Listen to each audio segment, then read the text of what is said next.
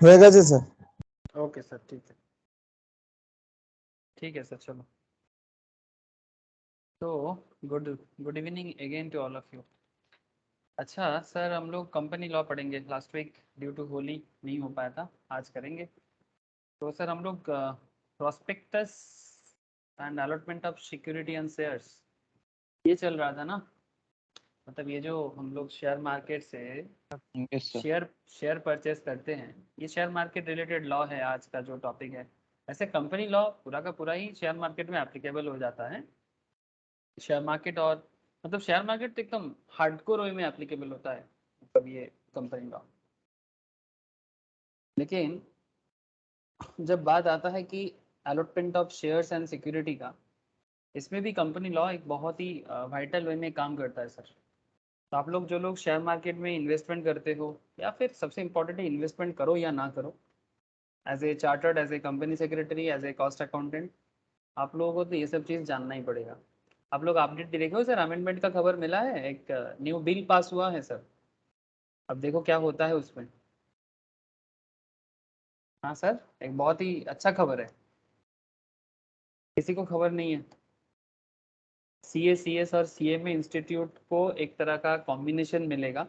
मतलब basically chartered institute को, मतलब CA इंस्टीट्यूट को टक्कर देने के लिए इंडियन इंस्टीट्यूट ऑफ अकाउंटिंग बनाया जा रहा है। लेकिन इसमें ये जो अमेंडमेंट या फिर जो बिल पार्लियामेंट में लाया गया है, ये एक्चुअली 2021 में ही लाया गया था। उसका रिसेंट रिपोर्ट आया है सर। उसको लेके गवर्नमेंट का जो बेसिकली प्रपोजल्स है, प्रपोजल्स ऐसा है कि इंडियन जैसे IIT है, IIM है, वैसा ही इंडियन इंस्टीट्यूट ऑफ अकाउंट बनाया जाएगा। ठीक है। और ये मोस्ट प्रोबेबली इनको भी, मोस्ट प्रोबेबली अभी भी, क्योंकि थोड़ा बहुत बात विवाद है, अब देखो क्या होता है। बट अगर आएगा तो बहुत अच्छा कंपटीशन होगा, स्पेशली CA CMA के साथ बहुत अच्छा कंपटीशन होगा। और एक कॉम्बाइन, मतलब CA CS और CMA का जो कॉम्बाइन फोर्स है, उसको यूज़ किया जाएगा। इवन बोर्ड में भी इन्हीं इंस्टीट्यूट से मेंबर भी रहेगा, नॉन मेंबर भी रहेगा। एक बहुत अच्छा इनिशिएटिव, ठीक है, आ रहा है। ऐसे खबर नहीं है क्या आप लोगों के पास? सबके पास तो खबर था उस दिन, मेरे को जियाउल क्लास में सर बोल, खबर है ना सर? सर हाँ बोलो सर। CMA का ऐसा कॉस्ट एंड वर्क्स अकाउंटेंट करके भी नाम चेंज किया क्या हाँ, उसका, वो CMA का? CMA का नाम तो पहले वो था ही, कॉस्ट एंड वर्किंग अकाउंटेंट के हिसाब से नाम था। नाम को लेके CMA का काफ़ी विवाद बहुत दिनों से चल रहा है। CMA भी ICAI लिखता है और CA भी ICAI लिखता है। तो इसको लेके काफ़ी दिनों से इन लोगों का चल रहा था, तो उसी में एक अमेंडमेंट या अपडेशन आया है सर। लेकिन सबसे इम्पोर्टेंट बात है कि ये इंडियन इंस्टीट्यूट ऑफ अकाउंटेंट आने वाला है। तो आप लोग रेडी रहना, अच्छे से पढ़ाई करते रहो। और जो भी आप लोगों का न्यू जनरेशन आगे जो भी आएगा, उनके लिए भी बहुत अच्छा अपॉर्चुनिटी बनेगा। बिकॉज जैसे IIT IIM जैसे फीलिंग, ये IIA में, मतलब Indian institute of accountant concept में भी आ जाएगा। उनको भी सेम टाइप ऑफ लाइसेंस भी दिया जाएगा, प्रैक्टिसिंग लाइसेंस। देखो क्या होता है, अभी भी ये सब बातचीत में है। अब रियलिटी में कैसे कन्वर्ट होता है वो देखने वाला होगा। ठीक है, चलो हम लोग पढ़ाई करते हैं। लेकिन इसका मतलब ये नहीं कि CA CMA का जो पावर है वो कम हो जाएगा। वो जैसा है वैसा ही रहेगा, वो उल्टा कम्पिटिटिव हो जाएगा। ठीक है, मतलब मोनोपोली खत्म करके मार्केट को ओपन करना है सबके लिए। ठीक है, बात ऐसा ही है। मतलब किसी एक इंस्टीट्यूट के पास बहुत सारा पावर, ये नहीं होना चाहिए। तो एडुकेशन को डेमोक्रेटाइज किया जा रहा है सर। ठीक है, ठीक है, चलो जब होगा हम लोगों को सभी को देखने को मिलेगा। ओके, तो कंपनी लॉ में फोकस कर देते हैं सर फिर से।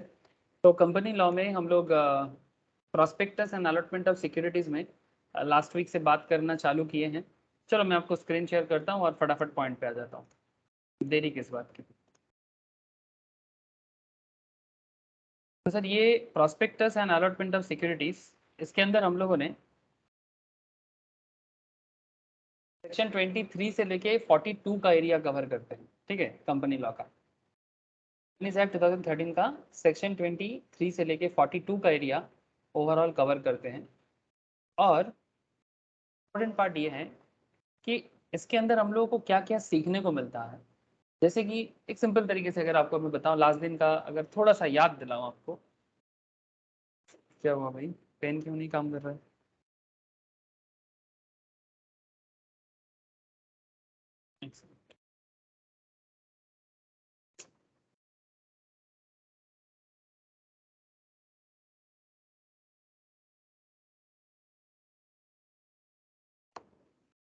ठीक है, देखो सर यहाँ पर prospectus and allotment of securities section 23 से लेके 42, मतलब आप लोग तो प्रोस्पेक्टस के बारे में लास्ट वीक बातचीत सुने ही होंगे।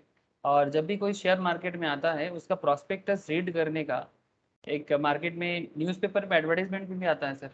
अगर आप लोग घर में इकोनॉमिक टाइम्स, बिजनेस स्टैंडर्ड्स ये सब पढ़ते हो तो आप लोग ज़रूर देखोगे कि प्रोस्पेक्टस जब भी कंपनी इशू करता है तो सब कोई उसको रीड भी करता है और फिर उसके बेसिस में भी एक डिसीजन लेता है कि क्या हमें ये स्टॉक में इन्वेस्ट करना चाहिए कि नहीं चाहिए।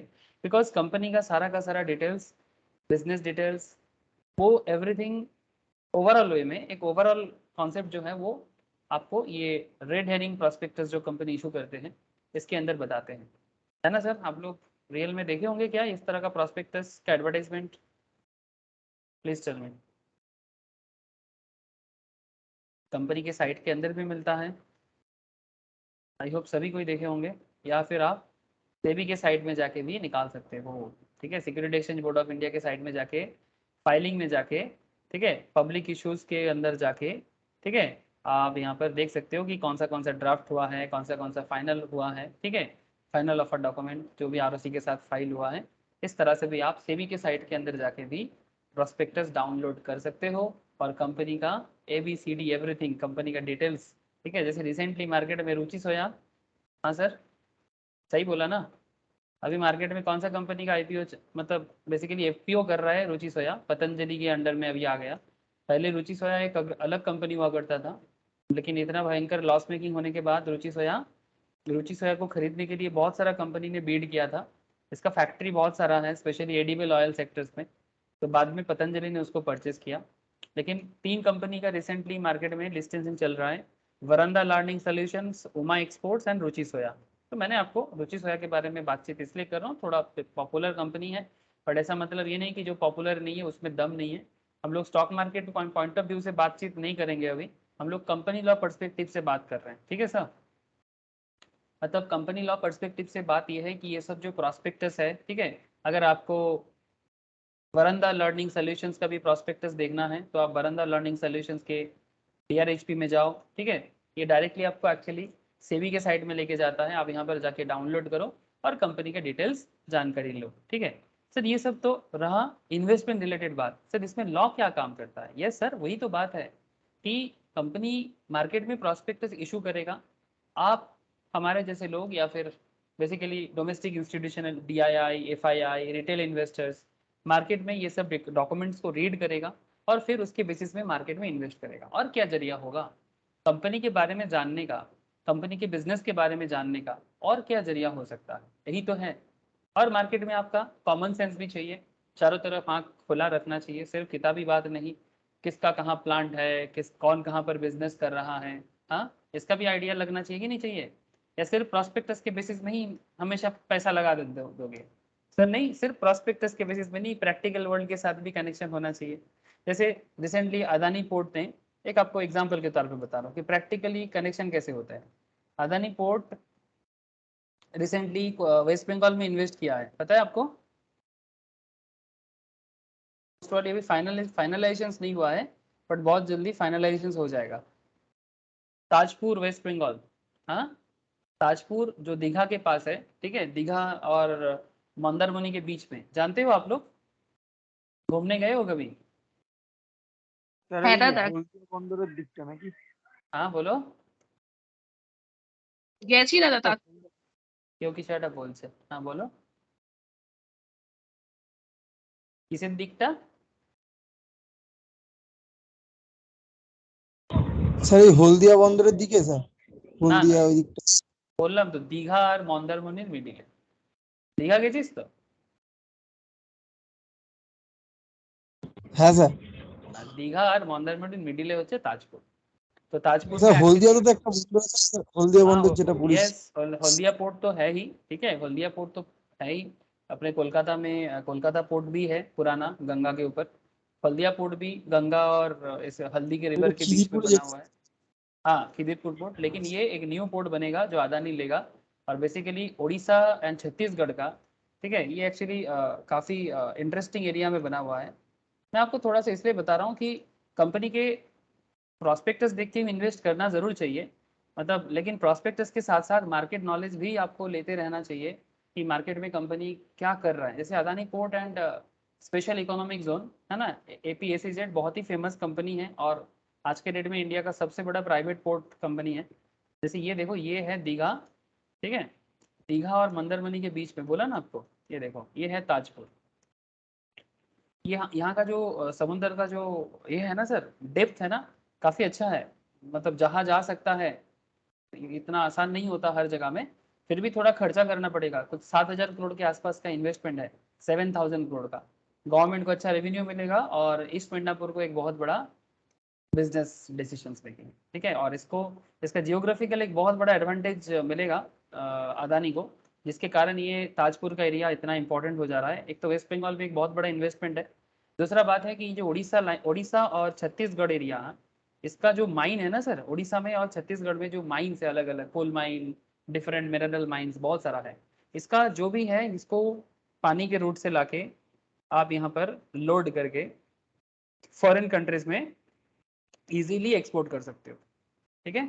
जो पूरा का पूरा ईस्टर्न कोस्टल लाइन जो है हमारे देश का, ठीक है, जो इजीली साउथ ईस्ट एशिया को कनेक्ट करता है, तो जियोग्राफी के लिए भी एक बहुत ही एडवांटेजेस पोजिशन पे है।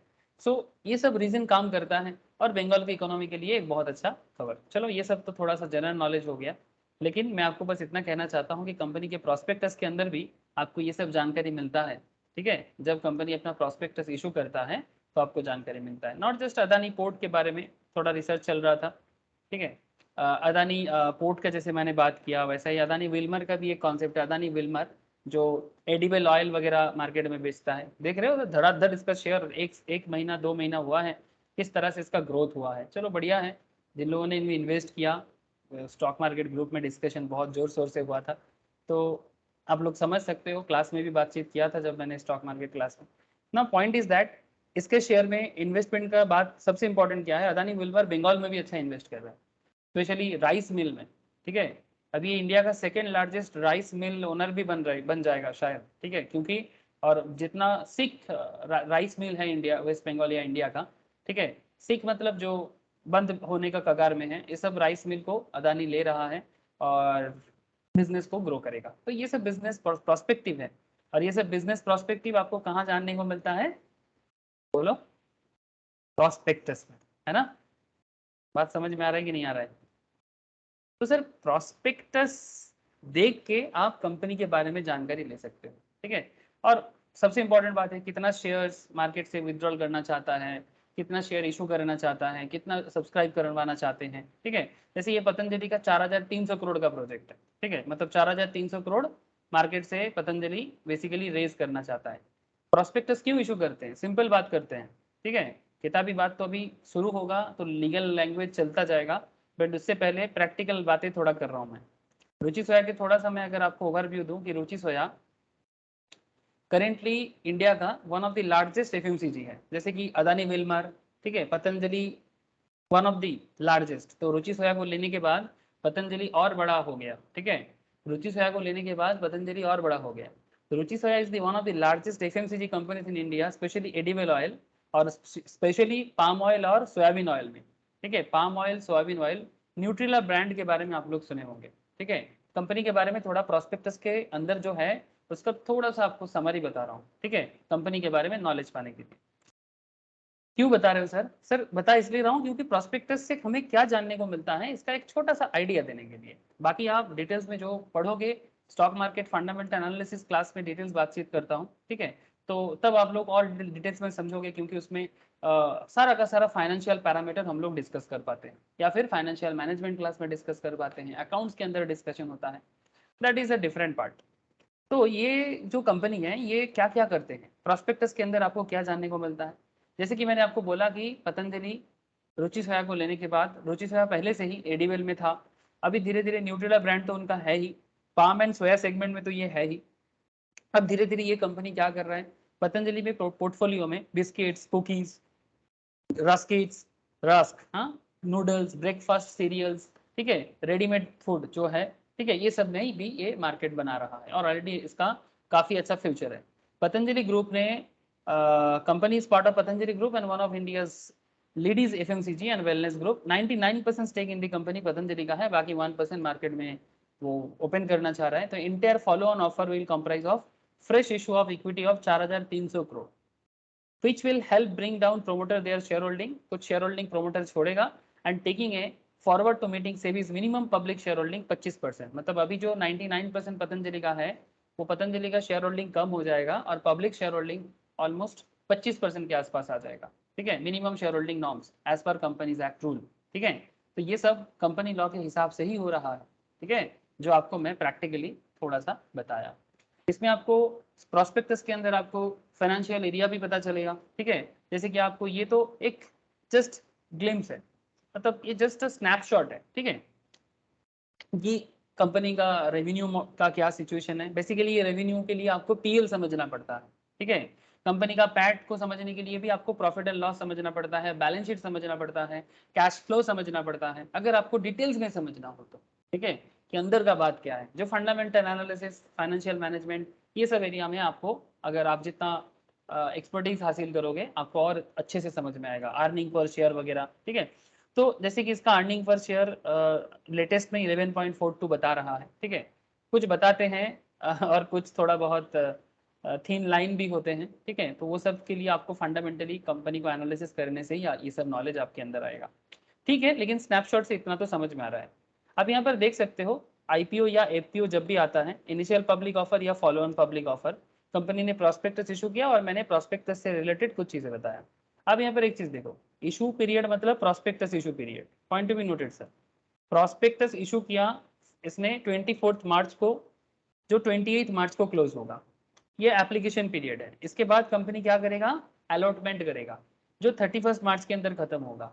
इनिशिएशन ऑफ रिफंड्स, अगर किसी को नहीं मिलता है तो कंपनी रिफंड भी इनिशिएट करेगा, और जब कंपनी रिफंड इनिशिएट करेगा, जब कंपनी रिफंड इनिशिएट करेगा 4 अप्रैल के अंदर करेगा, क्रेडिट ऑफ शेयर्स 5 अप्रैल के अंदर मिलेगा, लिस्टिंग हो जाएगा 6 अप्रैल को, और मैंडेट एंड डेट जो है, मतलब आपका जो पैसा जो आप बेसिकली इन्वेस्ट करोगे वो मैंडेट एंड हो जाएगा 13 अप्रैल 2022 के अंदर, जिसका जो भी इन्वेस्टमेंट है या तो डेबिट होगा या तो क्रेडिट होगा, जो आईपीओ या एफपीओ परचेस करते हैं। ठीक है, और जो एंकर है, मतलब जो इनिशियल स्टेज में इन्वेस्ट कर रहा है, इनका लॉक इन डेट 27 अप्रैल तक है, उसके बाद वो स्टॉक छोड़ के जा सकते हैं। तो बेसिकली ये एक ओवरऑल कंपनी का प्रॉस्पेक्टस इशू से लेके सिक्योरिटी अलॉटमेंट करने का करंट रियल लाइफ सिचुएशन है। ठीक है, अब रियल लाइफ सिचुएशन को थोड़ा सा लीगल वे में अगर समझना है तो फिर आपको ये prospectus and allotment of securities section 23 से लेके 42 का एरिया समझना होगा। क्या बोलते हो सर, बात समझ में आ रहा है? अगर आप पब्लिक कंपनी चलाते हो, अगर आप प्राइवेट कंपनी चलाते हो, तो दोनों के लिए कौन सा रूल एप्लीकेबल होता है। ठीक है, प्राइवेट कंपनी किस तरह से शेयर इशू करते हैं, किस तरह से उनका अलॉटमेंट होता है, उसके लिए प्राइवेट प्लेसमेंट समझना होगा, वो भी मैं बताऊंगा। ठीक है, तो issue of prospectus and related matters section 23, 26, 29, 31, 32, 25, 28, 27, 40, ये सब सेक्शन के अंदर बोला गया है। अलॉटमेंट ऑफ सिक्योरिटीज के बारे में सेक्शन 39 बात करता है। अगर कुछ भी आप एज पर लॉ नहीं करते हो, लॉ को कॉन्ट्रावेन करते हो, लॉ को तोड़ते हो, सेक्शन 34, 35, 36, 37 याद रखिएगा, सेक्शन याद रखना पड़ेगा। और 447 फ्रॉड, हाँ, कंपनीज एक्ट के अंदर अगर आप कुछ भी फ्रॉड करोगे, ठीक है, तो 447 में बड़ा सजा सुना देगा आपको। और प्राइवेट प्लेसमेंट के बारे में सेक्शन 42 आपको बताते हैं। तो आई होप कि आपको क्लियर हो रहा है कि ये prospectus and allotment of securities कितना रियल लाइफ के साथ कनेक्टेड एक टॉपिक है। प्लीज टेल मी, ऐसे हर एक टॉपिक ही कनेक्टेड है, बट आप लोग शेयर मार्केट के साथ आजकल यूथ बहुत कनेक्टेड है। बच्चा आजकल कॉल करके पूछते हैं शेयर मार्केट सीखेगा सब कुछ, इतना मतलब मार्केट में क्रेज आया है, लेकिन क्रेज आना और क्रेज को प्रॉपर वे में संभालना, दोनों में थोड़ा सा समझना पड़ेगा। ठीक है, ओके साहब। तो जैसे कि आप देख सकते हैं कि public offer and private placement, ठीक है, ये दोनों चीज़ एक्चुअली मार्केट से पैसा रेज करने का एक तरीका है। किसके लिए? कंपनी के लिए। कंपनी पब्लिक ऑफर करके मनी रेज कर सकते हैं, बेसिकली कैपिटल रेज कर सकते हैं, मार्केट से पैसा उठा सकते हैं। इसके लिए कंपनी को, अगर पब्लिक कंपनी हो तो प्रॉस्पेक्टस या पब्लिक ऑफर, प्रॉस्पेक्टस के थ्रू से पब्लिक ऑफर करो, जिसको आईपीओ, एफपीओ या ओएफएस के नाम से जाना जाता है। ओएफएस मतलब ऑफर फॉर सेल, जो एग्जिस्टिंग शेयर होल्डर है वो छोड़ के निकलते हैं और न्यू शेयर होल्डर मार्केट में पब्लिक कर देते हैं। जैसे पतंजलि 25% स्टेक छोड़ देगा, 99% है minimum public offer for cell में वो 25% ऑलमोस्ट छोड़ देगा। ऐसे LIC आएगा, LIC का करेंटली गवर्नमेंट के पास कितना है, 100% स्टेक है ना सर?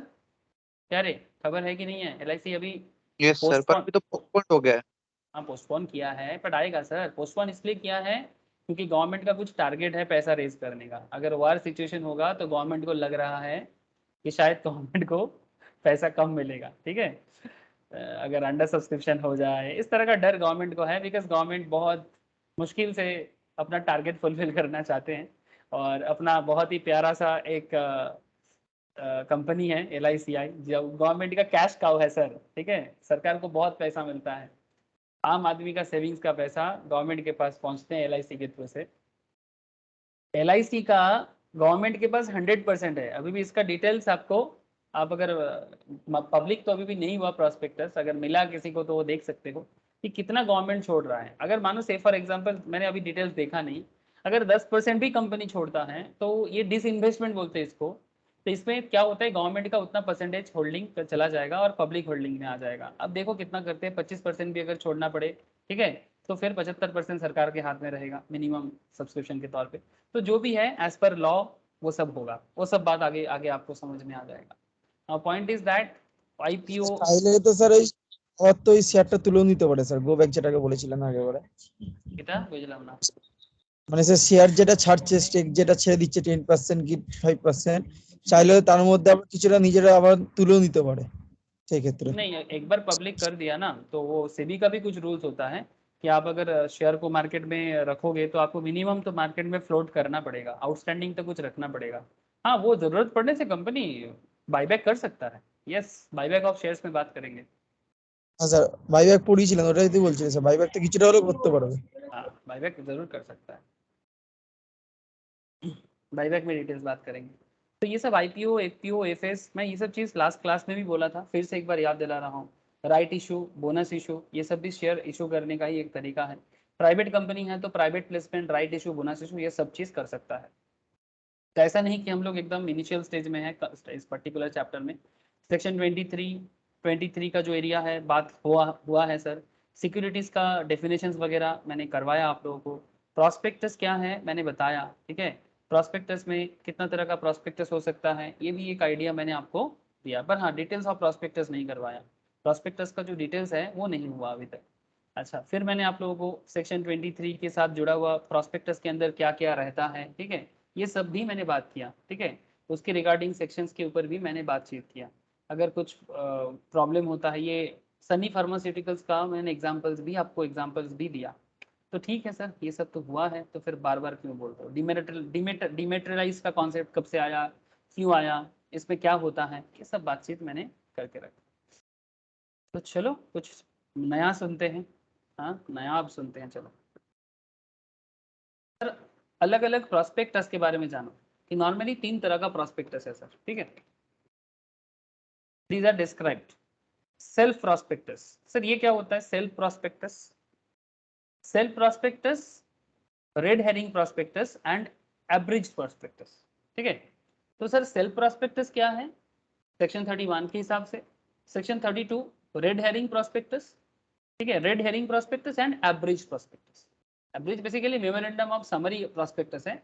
बाकी सेल्फ प्रॉस्पेक्टस और रेड हेरिंग प्रॉस्पेक्टस, इन दोनों में थोड़ा क्या फर्क है वो सुन लो, ध्यान से सुनना सर, काफी इंपॉर्टेंट एक पॉइंट बताने जा रहा हूँ आप लोग, और रियल में भी दिखाऊंगा सेल्फ प्रॉस्पेक्टस कैसे देखने में होता है।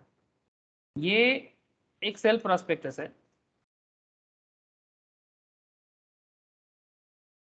क्या आप लोगों को दिखाई दे रहा है? जैसे ये रुचि सोया का क्या है, रुचि सोया का प्लीज टेल मी।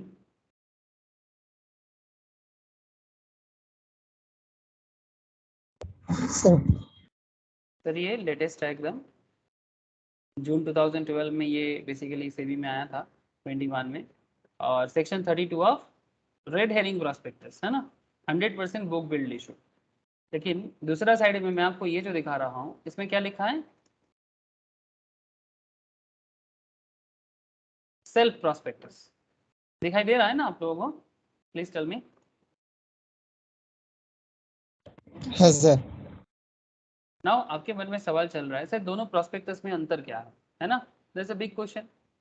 सर दोनों ही पैसा रेज करने का एक तरीका है। जैसे अगर आपको मैं सेल्फ प्रॉस्पेक्टस के बारे में बात कर रहा हूँ, इसमें आप देखो public issue bye Mahindra and Mahindra financial service limited, company और द इशूअर, मतलब जो शेयर इशू कर रहा है, क्या कौन सा शेयर इशू, सिक्योरिटी इशू कर रहा है, ये शेयर सिक्योरिटी जो भी हो, अप टू कितना है रे वो, कितना जीरो है, 247 2 करोड़, हाँ sir, up to 2 crore unsecured subordinated redeemable non convertible debenture. Sir NCD issue कर रहा है, डिवेंचर इशू कर रहा है सर, सेल्फ प्रॉस्पेक्टस के थ्रू से। ये कंपनी नॉर्मली रेगुलर बेसिस पे करता है, जानते हो ना, ये एनसीडी के थ्रू से जो काम होता है ना, मतलब बेसिकली ये सेल्फ प्रॉस्पेक्टस के थ्रू से एक रेगुलर बेसिस में डिवेंचर सिक्योरिटीज वगैरह रेज किया जाता है मार्केट में, ये एक मार्केट में प्रैक्टिस है, ठीक है। अब यहाँ पर देख सकते हो, ठीक है, कितना बोला, face value of ₹1000 each, aggregating up to 2 lakh, ठीक है, सेल्फ लिमिट, ठीक, सेल्फ लिमिट 2 लाख का है और 1000 ईच करके। और क्या बोला देखो, the NCDs will be eligible for the tier 2 capital, the NCDs will be issued one or more tranches, मतलब एक से ज्यादा टाइम के साथ ट्रांचेस में लिया जाएगा सेल्फ लिमिट में, on terms and condition as set out in the relevant tranches, prospectus for any tranche issue, each tranche issue which should be read together with the draft self prospectus and the self prospectus collectively the offer document, basically एक offer document है ना, और जो भी कुछ हो रहा है सब कुछ एज पर सेबी डेब्ट रेगुलेशंस, डेब्ट है ना, डिबेंचर जो डेब्ट है और कंपनी एक्ट 2013 इसी के रूल के हिसाब से हो रहा है, ठीक है। कौन इशू कर रहा है, प्रोमोटर इशू कर रहा है। अगर आपको कंपनी के बारे में जानकारी लेना है, महिंद्रा फाइनेंस कौन है, क्या करते हैं, कहाँ इसका ऑफिस है, जानकारी ले लो। अच्छा, इस पूरा खेल को मतलब क्रेडिट रेटिंग, हाँ सर, आजकल जो लोग सिक्योरिटी लॉ का पढ़ाई कर रहे हो, सिक्योरिटी लॉ में ना किस पे क्रेडिट रेटिंग के बारे में काफ़ी चर्चा कर रहा है आजकल, ये म्यूचुअल फंड क्लास, सॉरी, हाँ, security law and credit rating mutual fund class में बहुत चर्चा हो रहा है एवरी सैटरडे क्रेडिट रेटिंग के बारे में, और फाइनेंस क्लास में भी चर्चा चल रहा है, एफएम क्लास में, वो उसमें कॉस्ट ऑफ कैपिटल का बातचीत चल रहा है। डोंट वरी, जिसका जो कर रहे हैं उनको मैं थोड़ा रेलिवेंट कनेक्शन कर रहा हूँ, जिनका अभी नहीं हो रहा है बाद में जब करेगा, आज नहीं तो कल करना ही पड़ेगा, ठीक है, तो तब कर लेना।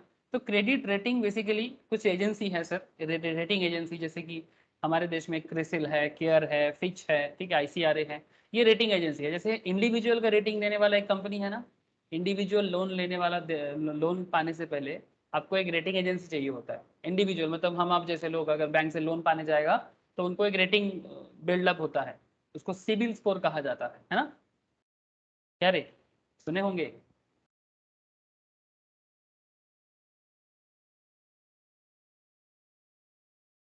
अरे हाँ ना, कुछ तो बोलो, सिबिल स्कोर के बारे में नॉलेज है कि नहीं आप लोगों को। Yes sir. बस वही तो हाँ ना ही तो पूछ रहा हूँ।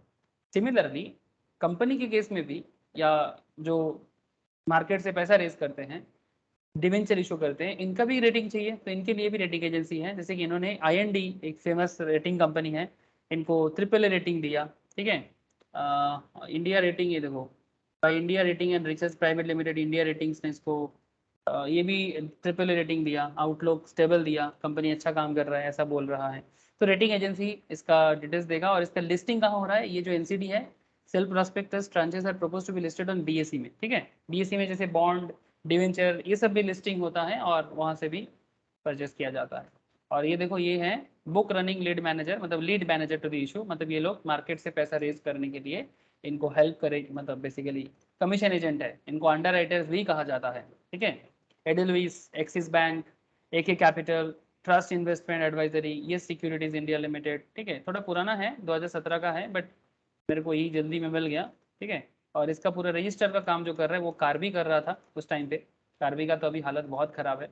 और एक्सिस जो है वो डिवेंचर ट्रस्टी के रूप में काम कर रहे हैं, नॉर्मली बैंक जो है वो काम करते हैं ट्रस्टी के रूप में, तो ये एक्सिस ट्रस्टी सर्विस लिमिटेड ये ट्रस्टी के रूप में काम कर रहा है। और ये ट्रस्टी क्या करता है, इसके लिए मैं आपको म्यूचुअल फंड क्लास जो लोग कर रहे हो, मैं उनको प्लीज़ याद करने बोलूँगा कि ट्रस्टी कैसे काम करते हैं, वो म्यूचुअल फंड में बहुत अच्छे से समझ में आता है, ठीक है। जो लोग अभी नहीं किया, बाद में जब करोगे ना तो आपको समझ में आएगा, बिकॉज ये जो म्यूचुअल फंड भी चलता है ना, ये ट्रस्ट के थ्रू से चलता है, और वहाँ पर आपको ट्रस्ट कैसे काम करता है आपको बहुत अच्छे से समझ में आएगा।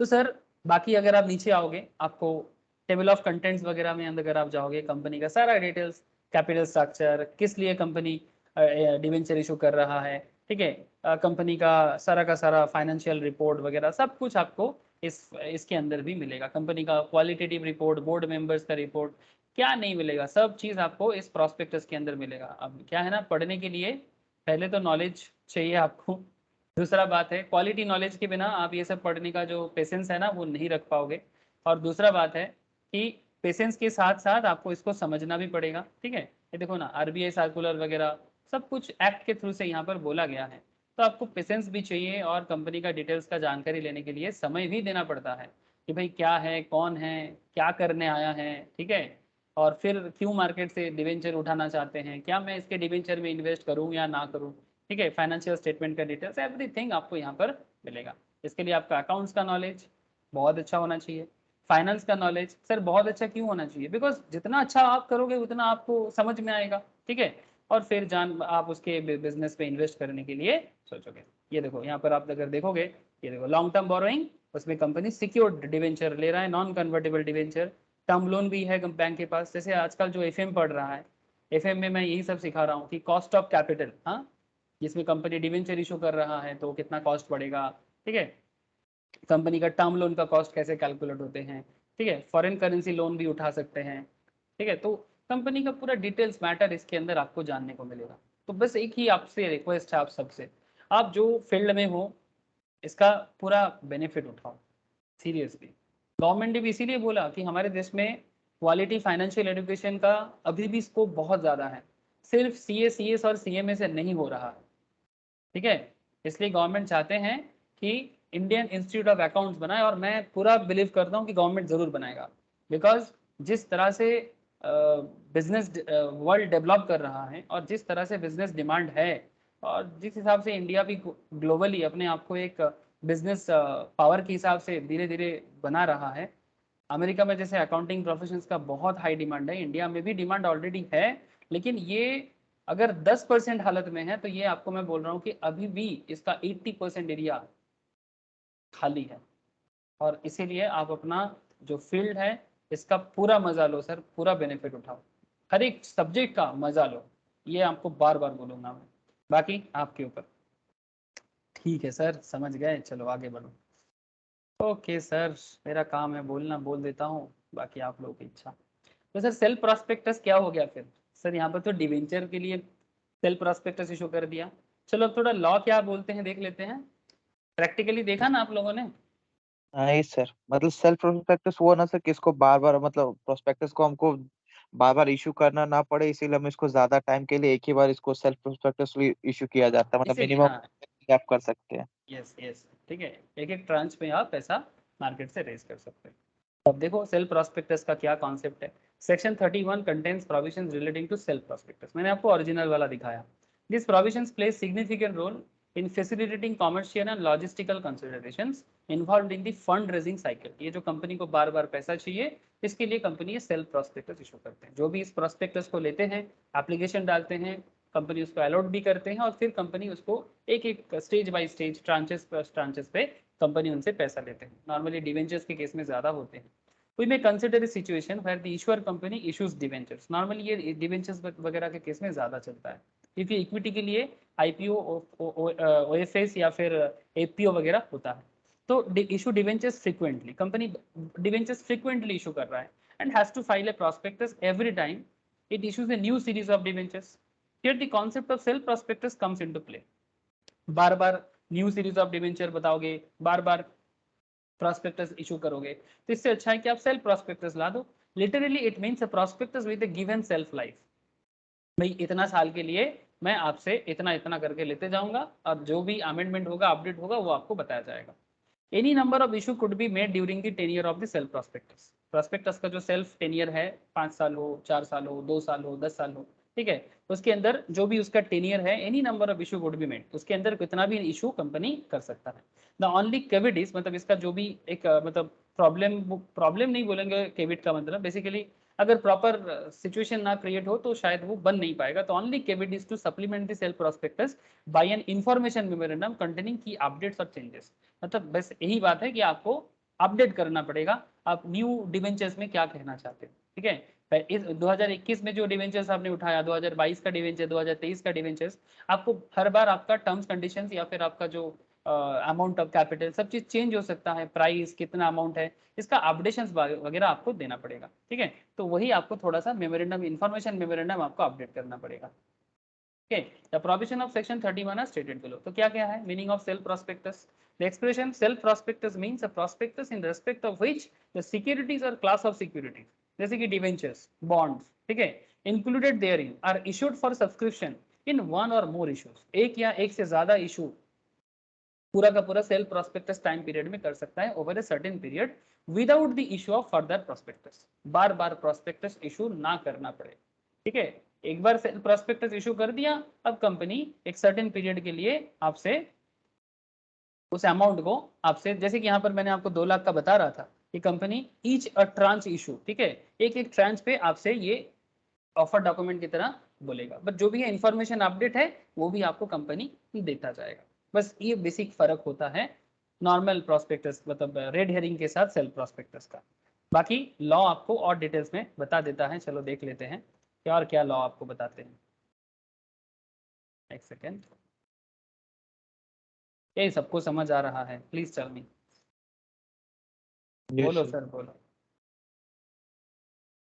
रोशनी, ज्योति, नंदिनी, नेहाशीष, शुभश्री। हाँ sir. Okay sir, okay sir. संपल বোঝা যাচ্ছে তো? প্রিয়াক্ষী? হ্যাঁ স্যার। है sir. Filing of self prospectus with the registrar. अब आपको देखो प्रोस्पेक्टस इशू करोगे रजिस्टर आरओसी के पास तो जाना ही पड़ेगा। एनी क्लास और classes of companies as a securitisation exchange board में provide by regulation in this behalf, भाई लॉ का भाषा अभी थोड़ा बोलेगा, में file a self prospectus with the register at this stage of the first offer of securities included therein which shall indicate a period not exceeding 1 year as the period of validity of such prospectus which shall commence from the date of opening of the first offer of securities under that prospectus. In the second or subsequent offer of such securities issued during the period of validity of that prospectus, मतलब first offer निकालेगा फिर second offer validity of prospectus के अंदर ही करना पड़ेगा। जैसे कि आपको बार बार बोला गया मैंने कि आपका जो टाइम पीरियड है उसके अंदर आप मोर देन वन टाइम आप बार बार इशू कर सकते हो, लेकिन उसके लिए आपका जो टाइम पीरियड है सेल्फ प्रोस्पेक्टस का उसके अंदर ही करना पड़ेगा। Filing of information memorandum with self prospectus, information memorandum file करो, ठीक है। Company filing a self prospectus shall be required to file an information memorandum containing all material facts relating to new changes created, new charge created. Charge मतलब क्या होता है, एक chapter आएगा sir charge के हिसाब से, मैं आपको आगे बताऊंगा। बेसिकली सिक्योर्ड डिबेंचर या सिक्योर्ड लोन की तरह, वो मतलब अब क्या कहते हैं, अगर कोई प्रॉपर्टी मॉर्गेज रख के उसके ऊपर अगर आप लोन लेते हो तो रजिस्ट्रेशन के पास, रजिस्ट्रार के पास उसका रजिस्ट्रेशन करवाना पड़ता है कि हम इसके ऊपर ये ले रहे हैं वेरी गुड, लोन वगैरह। Very good. चार्ज क्रिएशन का मतलब होता है जैसे मानो कि महिंद्रा फाइनेंस अगर आपसे लोन मांग रहा है, डिवेंचर मांग रहा है, आप उनको पेमेंट कर रहे हो, मतलब पेमेंट नहीं बेसिकली आप उनको कैपिटल दे रहे हो, ठीक है। तो बदले में कंपनी अगर बाई चांस इन फ्यूचर आपको पेमेंट करने में नाकाम रहता है तो आपको कंपनी के किसी एसेट्स पे चार्ज होता है, ठीक है। तो ये आपको मैंडेटरीली मिलेगा, बेसिकली मॉर्गेज, ओके, एक तरह का मॉर्गेज कॉन्सेप्ट। मॉर्गेज में क्या होता है, बैंक क्या बोलता है, बैंक बोलते हैं कि हम आपको पैसा देंगे बदले में आप आपका जमीन मेरे पास रखो, आप आपका घर का पेपर मेरे पास रखो। यहाँ पर बात ऐसा है कि कंपनी बोलता है कि आप मेरे को पेमेंट करो, बदले में मैं अपना कोई एसेट आपके नाम पे चार्ज कर दूंगा। अगर बाई चांस मैं आपको पेमेंट नहीं कर पाता तो मेरे एसी आपका, मेरा गाड़ी आपका, मेरा घर आपका, मेरा जमीन आपका, डिपेंडिंग ऑन दी वैल्यूएशन। समझ में आ रहा है बात? Yes sir. और ये चार्ज वाला कॉन्सेप्ट नॉर्मली लोन पे ही होता है ना, लोन, बॉन्ड, डिवेंचर्स, ये सब केस में होता है, शेयर्स के केस में चार्ज नहीं होता, ठीक है, क्योंकि शेयर्स तो ये सब केस में মানে फ्री স্যার है ना। এই কাজটা তাহলে স্যার ব্যাংকেও তো হবে, মানে ব্যাংকের থেকে যদি কোম্পানি যদি লোন দেয় তাহলে সেই ক্ষেত্রে তো ব্যাংকেও এটা করতে হবে। हाँ, चार्ज तो वही तो mortgage concept he, but company के केस में चार्ज कहा जाता है। Concept is just like a banking concept.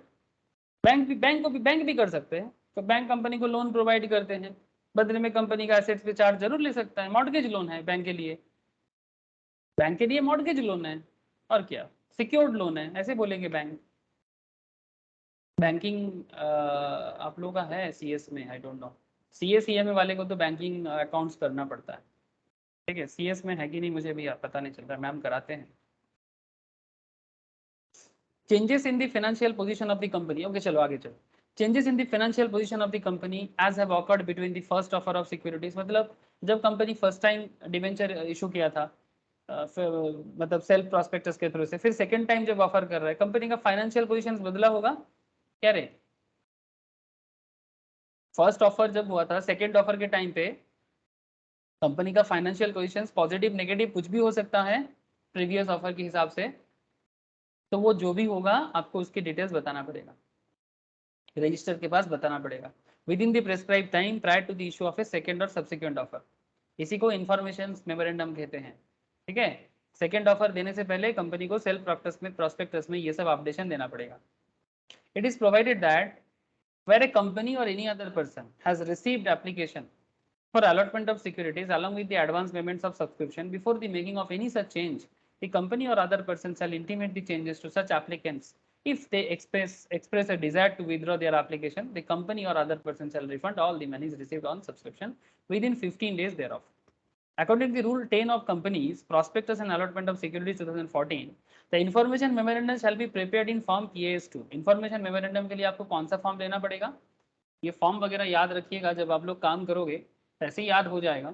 Specially CS को बहुत याद रखना पड़ता है फॉर्म वगैरह, बिकॉज कंप्लायंस का काम CS के ऊपर बहुत ज़्यादा डिपेंडेंट है, ठीक है। मतलब उसको ही काम ज़्यादा मिलता है कंप्लायंस का, तो फॉर्म का डिटेल CS को बहुत ऐसे, इसका मतलब ये नहीं कि CS EMA को नहीं करना पड़ता, ठीक है, मतलब सभी को करना पड़ता है, बट CS ज़्यादा रोल प्ले करते हैं इसलिए बोला आपको। बाकी आजकल तो सर से प्रैक्टिसिंग एरिया में सबको सब कुछ करना पड़ता है, ठीक है। तो इन्फॉर्मेशन मेमोरेंडम जो भी प्रिपेयर करोगे फॉर्म PAS2, मतलब PAS का मतलब हो गया, आप थोड़ा कॉमन सेंस याद यूज कीजिएगा, prospectus and allotment of securities, उसी का शॉर्ट फॉर्म है। जैसे देखना मैनेजमेंट ऑफ एडमिनिस्ट्रेशन जब पढ़ा रहे थे आप लोग को, उसमें MGT होता था, ठीक है, तो थोड़ा कॉमन सेंस सर CHG आता है। हाँ एग्जैक्टली, ठीक है। तो ये थोड़ा सा पढ़ते हुए दिमाग में चल जाएगा। ऐसे PAS कहाँ से आया, है ना, PAS आया prospectus and allotment of security से आया, तो ये सब कॉमन सेंस में भी थोड़ा सा दिमाग में ऑटोमेटिक आ जाएगा। तो PAS2 and file with register along with the fee as provided by the provided in the companies rule 2014 and registration officers and fees. तो वो सब रियल में जब काम करता है ना, इसका क्या फीस चलता है, अपडेशन जो भी होता है वो समझ में आ जाता है। अच्छा, जो भी होगा within 1 month prior to the issue of second issue, मतलब जब आप सेकंड या सब्सिक्वेंट इशू करोगे सेल्फ प्रोस्पेक्टस के अंदर, जब सेकंड टाइम डिबेंचर इशू करोगे तो आपको उसके अंदर करना पड़ेगा within 1 month prior to the issue of second और सब्सिक्वेंट ऑफर। अच्छा, information memorandum together with self prospectus is a deemed prospectus. Information memorandum together with the self prospectus is a deemed prospectus, where information memorandum is filed every time an offer of securities is made under subsection 2. such memorandum together with self prospectus इसी को कहा जाता है deemed to be a prospectus। मतलब self मतलब information memorandum को self prospectus के अंदर जब अपडेट किया जाता है तो उसको deemed to be prospectus ही माना जाता है as per subsection 3, ठीक है। मतलब prospectus ही मान लिया जाएगा भाई मेमोरेंडम अपडेट हुआ है, ओके। ये हो गया हमारा सेल्फ प्रोस्पेक्टस रिलेटेड मैटर। हम लोगों ने सेल्फ प्रोस्पेक्टस को भी देखा और सेल्फ प्रोस्पेक्टस रिलेटेड मैटर भी हम लोगों ने एज पर लॉ देख लिया सेक्शन 31 के हिसाब से। अब आ जाते हैं रेड हेरिंग प्रोस्पेक्टस में, हाँ, जो बहुत पॉपुलर है आजकल पेपर में, न्यूज़ चैनल में, हाँ बहुत ज़्यादा चलता है। प्रोस्पेक्टस IPO आता है तो प्रोस्पेक्टस को लेके एकदम भगदौड़ मच जाता है, सर प्रोस्पेक्टस इशू हो गया, चलो पढ़ते हैं, कंपनी को जानते हैं, देखते हैं। हाँ, ये वाला कंपनी आया है उमा एक्सपोर्ट्स, मैंने पढ़ा नहीं अभी तक, चलो आपको पढ़ाते हुए पढ़ लेते हैं। उमा एक्सपोर्ट करते हैं, ऑब्वियसली B2B बिजनेस है, बिजनेस टू बिजनेस काम करते हैं। प्रोस्पेक्टस का झलक है ये, ठीक है, जैसे तेरे झलक एक गाना है ना, ऐसे ये तेरे प्रोस्पेक्टस का झलक है उमा का। ये क्या करते हैं sir, trading and marketing company, it is engaged in exports of agricultural produce and commodities such as sugar, spice, food grains, agricultural feed, and imports of products like lentils, fava beans, I don't know क्या होता है, black urad dal and Toor dal in India।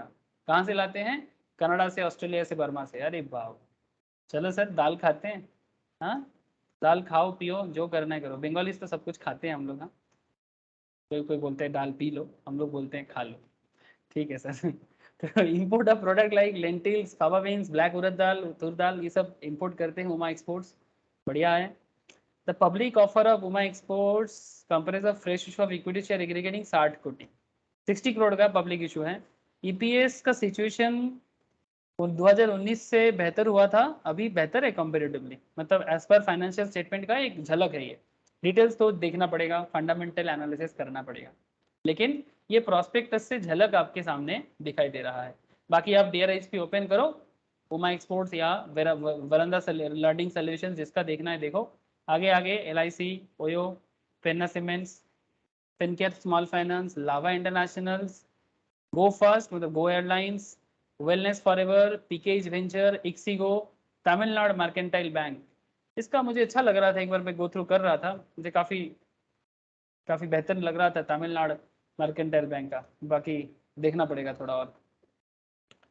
So prospectus के बारे में बात चल रहा है, तो इसलिए मैं थोड़ा सा आपको रेड हेरिंग के बारे में बोल दिया। जैसे रुचि मेरे सामने है, मैं थोड़ा देख रहा था रुचि को कुछ दिनों से। तो ड्राफ्ट रेड हेरिंग प्रॉस्पेक्टस रुचि होएगा, ये FPO है, फॉलो ऑन पब्लिक ऑफर के हिसाब से है। 4300 करोड़ मार्केट से रेज करने का बात किया है, ये सब मैंने आपको बोल दिया है ना, कि किस तरह से रेड हेरिंग प्रॉस्पेक्टस वगैरह काम करते हैं। लेकिन अभी थोड़ा लीगल लैंग्वेज देख लेते हैं। हाँ, legally company law red herring के बारे में क्या बातचीत करता है। Sir section 32 contains provision relating to red herring prospectus. DRHP भी कहा जाता है, मतलब ड्राफ्ट होता है ना, ड्राफ्टिंग किया जाता है, इसलिए नाम है DRHP, draft red herring prospectus. और सेक्शन 32 कंपनीज एक्ट के अंदर है। Development taking place in the financial market from time to time, allow innovative method of raising funds. आजकल काफी इनोवेटिव मेथड आ रहा है सामने फंड रेज करने का, as to avail the most favourable market conditions, ताकि मार्केट में फेवरेबल कंडीशंस मिले। जैसे LIC चिंता में आ गया ना, थोड़ा सा पोस्टपोन कर दिया यूक्रेन रशिया के लिए, मार्केटिंग अच्छा हो सिचुएशन। हाँ बोलो। मैं वही बोल रहा था, तो मार्केट भी इतना ज्यादा गिर गया है ना, सब माइनस में चला गया है। और हाँ, लागत से लॉस ही होता, मतलब उसका प्रिडिक्शन भी तो गलत नहीं है। अब वो क्या पता कि कितना वॉर बढ़ेगा, वॉर नहीं बढ़ेगा, कंपनी मतलब मार्केट तो ब्लीड कर रहा है, तो क्या करेगा वो भी सर। वो तो बात है, वो तो बात है, इसीलिए तो सर।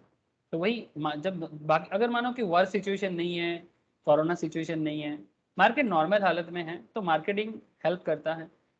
इंडिया में सिचुएशन टू सिचुएशन, इंडिया में थोड़ा सा अगर मार्केट में न्यूज़ आ जाता है ना, यूक्रेन रशिया के साथ बात करने को तैयार, ठीक है, हेडलाइन आ गया, स्टॉक मार्केट धड़ाधड़ सामने बढ़ना चालू हो जाएगा। हाँ, क्या बोलते हो? बस एक बार कल के खबर में आ जाए, yes Ukraine sir. Ready, Ukraine ready to talk with Russia, Ukraine ready to surrender with Russia, या सरेंडर या रशिया की तरफ से कोई पॉजिटिव बात अगर हो जाए, बस इंडिया में और क्या चाहिए। इंडिया इंटरनेट ट्रेडिंग पर ज्यादा विश्वास करता है, मार्केट के अपने हाँ, एनालिसिस। ठीक है। लेकिन सर वो तो उस बिजनेस के लिए जो डेली ट्रेडिंग के कॉन्सेप्ट से है, लेकिन जो फंडामेंटल एनालिसिस की वजह से इन्वेस्ट करते हैं, उनको ये मार्केट का ये जो न्यूज़ के बेसिस में इन्वेस्टमेंट नहीं होता। इन्वेस्टमेंट अप एंड डाउन के ऊपर होता है। इन्वेस्टमेंट मतलब मार्केट का अप एंड डाउन के ऊपर बात होता है उसमें।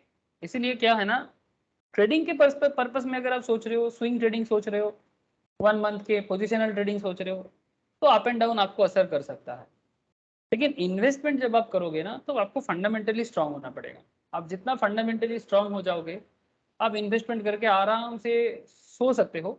लेकिन हाँ, वार सिचुएशन हो तो तब भी जरूर सोचना कि ये कंपनी के साथ इंटरनेशनल क्या कनेक्शन है, क्या ये शेयर अगर गिर भी जाए, वार कितना दिन चल सकता है। ऐसा तो नहीं कि ना कि साल भर वार चलेगा, या फिर वार होगा भी तो क्या हो सकता है, इसका भी आपको अंदाजा थोड़ा लगाना चाहिए।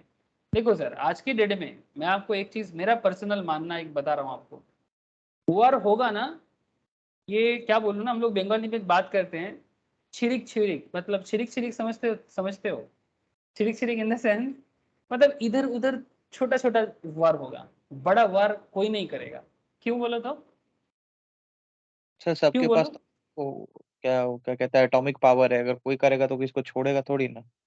मतलब अगर सच में वार चालू हो जाए ना, एटॉमिक वार अगर चालू हो जाए, तो दुनिया खत्म हो जाएगा, मतलब टोटली फिनिश हो जाएगा, मतलब ह्यूमन सिविलाइजेशन टोटली एंड हो जाएगा, कुछ नहीं बचेगा। अगर किसी आइलैंड में कोई बच जाए तो, अगर कल नाटो कंट्रीज USA और रशिया के बीच में एटॉमिक वार चालू हो गया, परमाणु वार चालू हो गया, क्या बचेगा?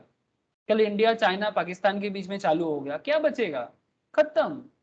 एक बोमा गिरेगा, 4 बोमा गिरेगा, दिल्ली बॉम्बे पाकिस्तान कोलकाता खत्म खत्म, इंडिया क्या रहेगा? तो इतना आसान नहीं है आज के डेट में। लेकिन हाँ, ये जो इंटरनल मैटर में जो थोड़ा बहुत प्रॉब्लम है, ये सब छोटा मोटा चलता रहेगा, ये सब बंद नहीं होगा। जैसे इंडिया पाकिस्तान वॉर कभी भी हो सकता है, इंडिया चाइना के बीच में हो सकता है। देखो ना, चाइना के साथ हमारा लद्दाख में कब से प्रॉब्लम चल रहा है, 2019-20 से। अभी भी देखो वही छोटा छोटा चल रहा है, कभी वो ऊपर, कभी हम नीचे, कभी हम ऊपर, कभी वो नीचे, वही चलेगा। मतलब सिर्फ बॉर्डर एरिया में ही चलेगा। इवन रशिया यूक्रेन का वॉर भी बॉर्डर में ही चल रहा है, ऐसा होता जाएगा। ठीक है, रशिया यूक्रेन में वार नहीं करता, यूक्रेन बहुत ज्यादा नाटो की तरफ जा रहा है, नाटो रशिया को प्रेशर कर रहा है। ठीक है, तो रशिया नहीं चाहता कि नाटो यूक्रेन उधर जाके रशिया का पावर कम करे। तो नाटो यूक्रेन को भी थोड़ा समझना चाहिए कि ये जो रशिया को एक तरफ करने का जो एक इरादा है, ये भी अच्छा बात नहीं है। सब कोई अपने अपने रहे, किसी के अगेंस्ट में जाके एक तरह का पार्टी बना लेना, ऐसे हम लोग दोस्त लोग करते हैं ना बचपन में, कि 4 जन एक होके किसी एक को साइड में कर देना, ये बात अच्छा नहीं है ना। ठीक है भाई, नॉर्मल रखो ना, जैसे अमेरिका का दादागिरी है ये सब चीज़ों में, नॉर्मल रहना चाहिए। जैसे पाकिस्तान प्रॉब्लम क्रिएट करना चाहते हैं इंडिया के अगेंस्ट में, चारों तरफ से बातचीत बढ़ा रहे हैं, जैसे उस दिन वाईसी का मीटिंग में भी कर रहा था, सुन के मेरा दिल दिमाग गर्म हो जाता है कि शांति का बात करो ना भाई। नहीं, हमेशा दंड करेगा, वार करेगा, फिर बोलेगा कश्मीर में अनरेस्ट क्यों है। भाई तुम करते हो अनरेस्ट, हम कहाँ करते हैं अनरेस्ट? भारत दुनिया का ऐसा एक ही देश है जो शांति का बात करता है। बट आप कुछ लोग স্যার है, जानते हो ना। পাকিস্তান জীবনে তো हाँ, পাকিস্তান স্যার জীবনে শান্তির কথা বলবে না, বিশেষ করে ইন্ডিয়ার সাথে। अरे वही तो ना, लेकिन वही तो है, अगर आज वार होगा, सबसे ज्यादा प्रॉब्लम किसको होगा? हम लोग का भी होगा, पाकिस्तान को भी होगा। लेकिन पॉइंट है इसमें, कौन बचेगा कौन मरेगा? सब मरेगा, कोई नहीं बचेगा। ना हम बचेंगे कोलकाता में बंगाल में रह के, ना कोई केरल में बचेगा, ना ही कोई कश्मीर में बचेगा, सब मरेगा। तो वार का बात ना ही करो भाई, जैसा है जिसका जो है वो रहने दो। एक तो पाकिस्तान, तुम खुद पाकिस्तान कभी नहीं थे, जबरदस्ती बनाया, ठीक है भाई, हो गया। 47 में जितना मिला काफी मिला, संभालो ना उसको। प्रॉब्लम तुम्हारे देश में भी बहुत है, हमारे देश में भी बहुत है। नहीं, सिर्फ मारपीट करेगा, दंगाबाजी करेगा, आतंक फैलाएगा। अब हम लोग अगर हर चीज छोड़ देगा, मुश्किल क्या है जानते हो? आज अगर भारत छोड़ सकता है, लेकिन छोड़ के क्या होता है?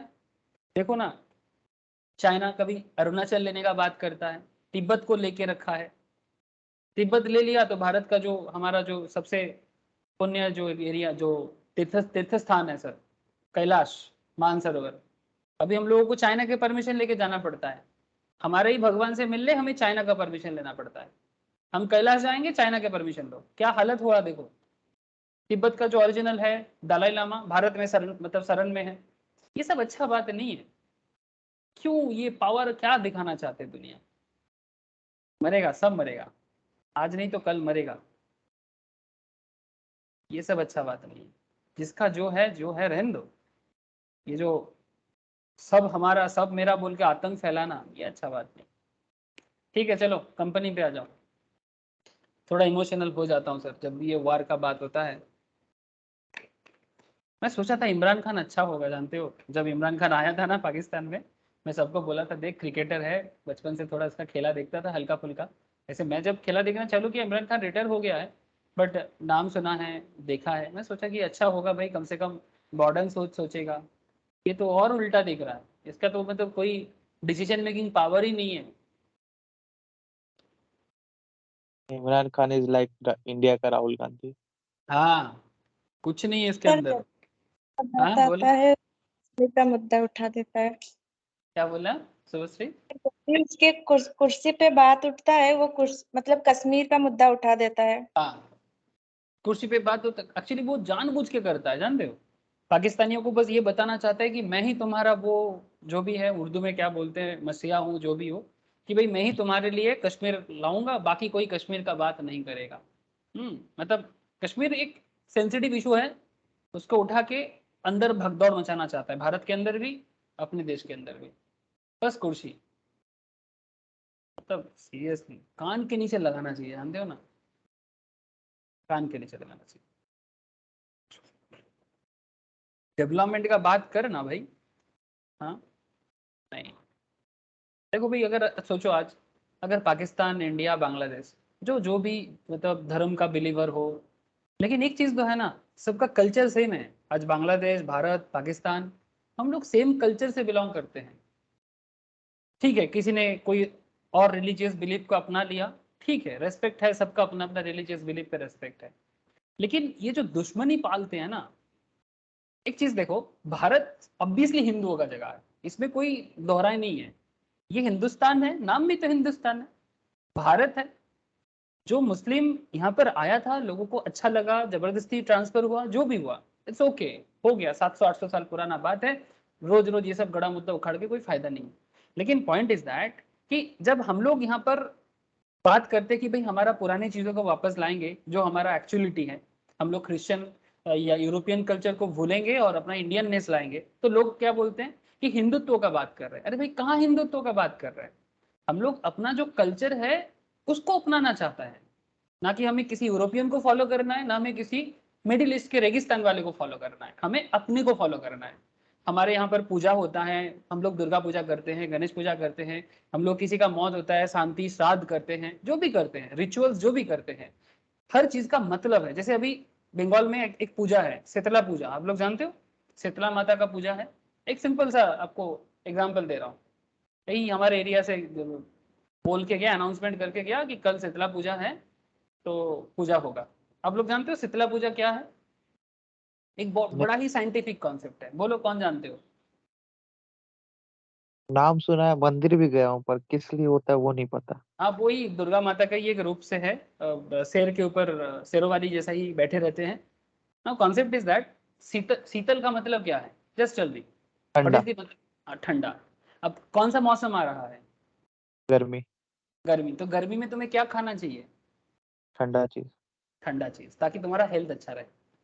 अब क्या है ना, पुराने जमाने में ये सब लोग साइंटिफिकली समझता था, तो इसको रिचुअल्स में बदला दिया, क्योंकि हर किसी को तुम पंडित नहीं बना सकते। समाज में जो आम आदमी है, इसको पूजा पाठ दे दो, क्योंकि ये पूजा के वे से चीजों को याद रखेगा। इसीलिए देखो, आज से शायद 5000 साल पुराना बात है, शीतला पूजा का कॉन्सेप्ट आज भी चल रहा है। घर पे खाना नहीं बनता, सबके घर में होता है, सबके घर में होता है। पूछ लो आप, शीतला पूजा के पहले दिन खाना बन जाता है, फिर जिस दिन पूजा होता है उस दिन आग नहीं जला जाता, और फिर उसको पानी में, जिसको हम लोग पोखल भात या पांता बोलते हैं, पांता खाया जाता है। बंगाल में ये कल्चर तो है। बंगाल क्यों, भारत के और भी हिस्से में है ना। What is the Orissa point? में तो हाँ, उड़ीसा में है ना। सब जगह हाँ मतलब वो चूल्हा नहीं जलता हाँ, है, आप सुबह एक टाइम खाना बना लो, फिर दिन भर चूल्हा नहीं जलेगा। तो इसका साइंटिफिक कॉज तो देखो एक बार। भाई हमें गर्म पड़ गया, बासी कुसी, हम लोग ठंडे के टाइम पे बहुत ज्यादा बासी वगैरह खाते थे, है ना। अब ये सब खाने का दिन नहीं है, बिकॉज खाओगे तो हॉस्पिटल में पोर्ट हो जाओगे, डायरिया हो जाएगा। गर्मी में खराब खाओगे तो डायरिया होगा, बेलेघाट आईडी में बुक करके रखना पड़ेगा सबको, शीतला सही। पूजा के हिसाब सही है ना।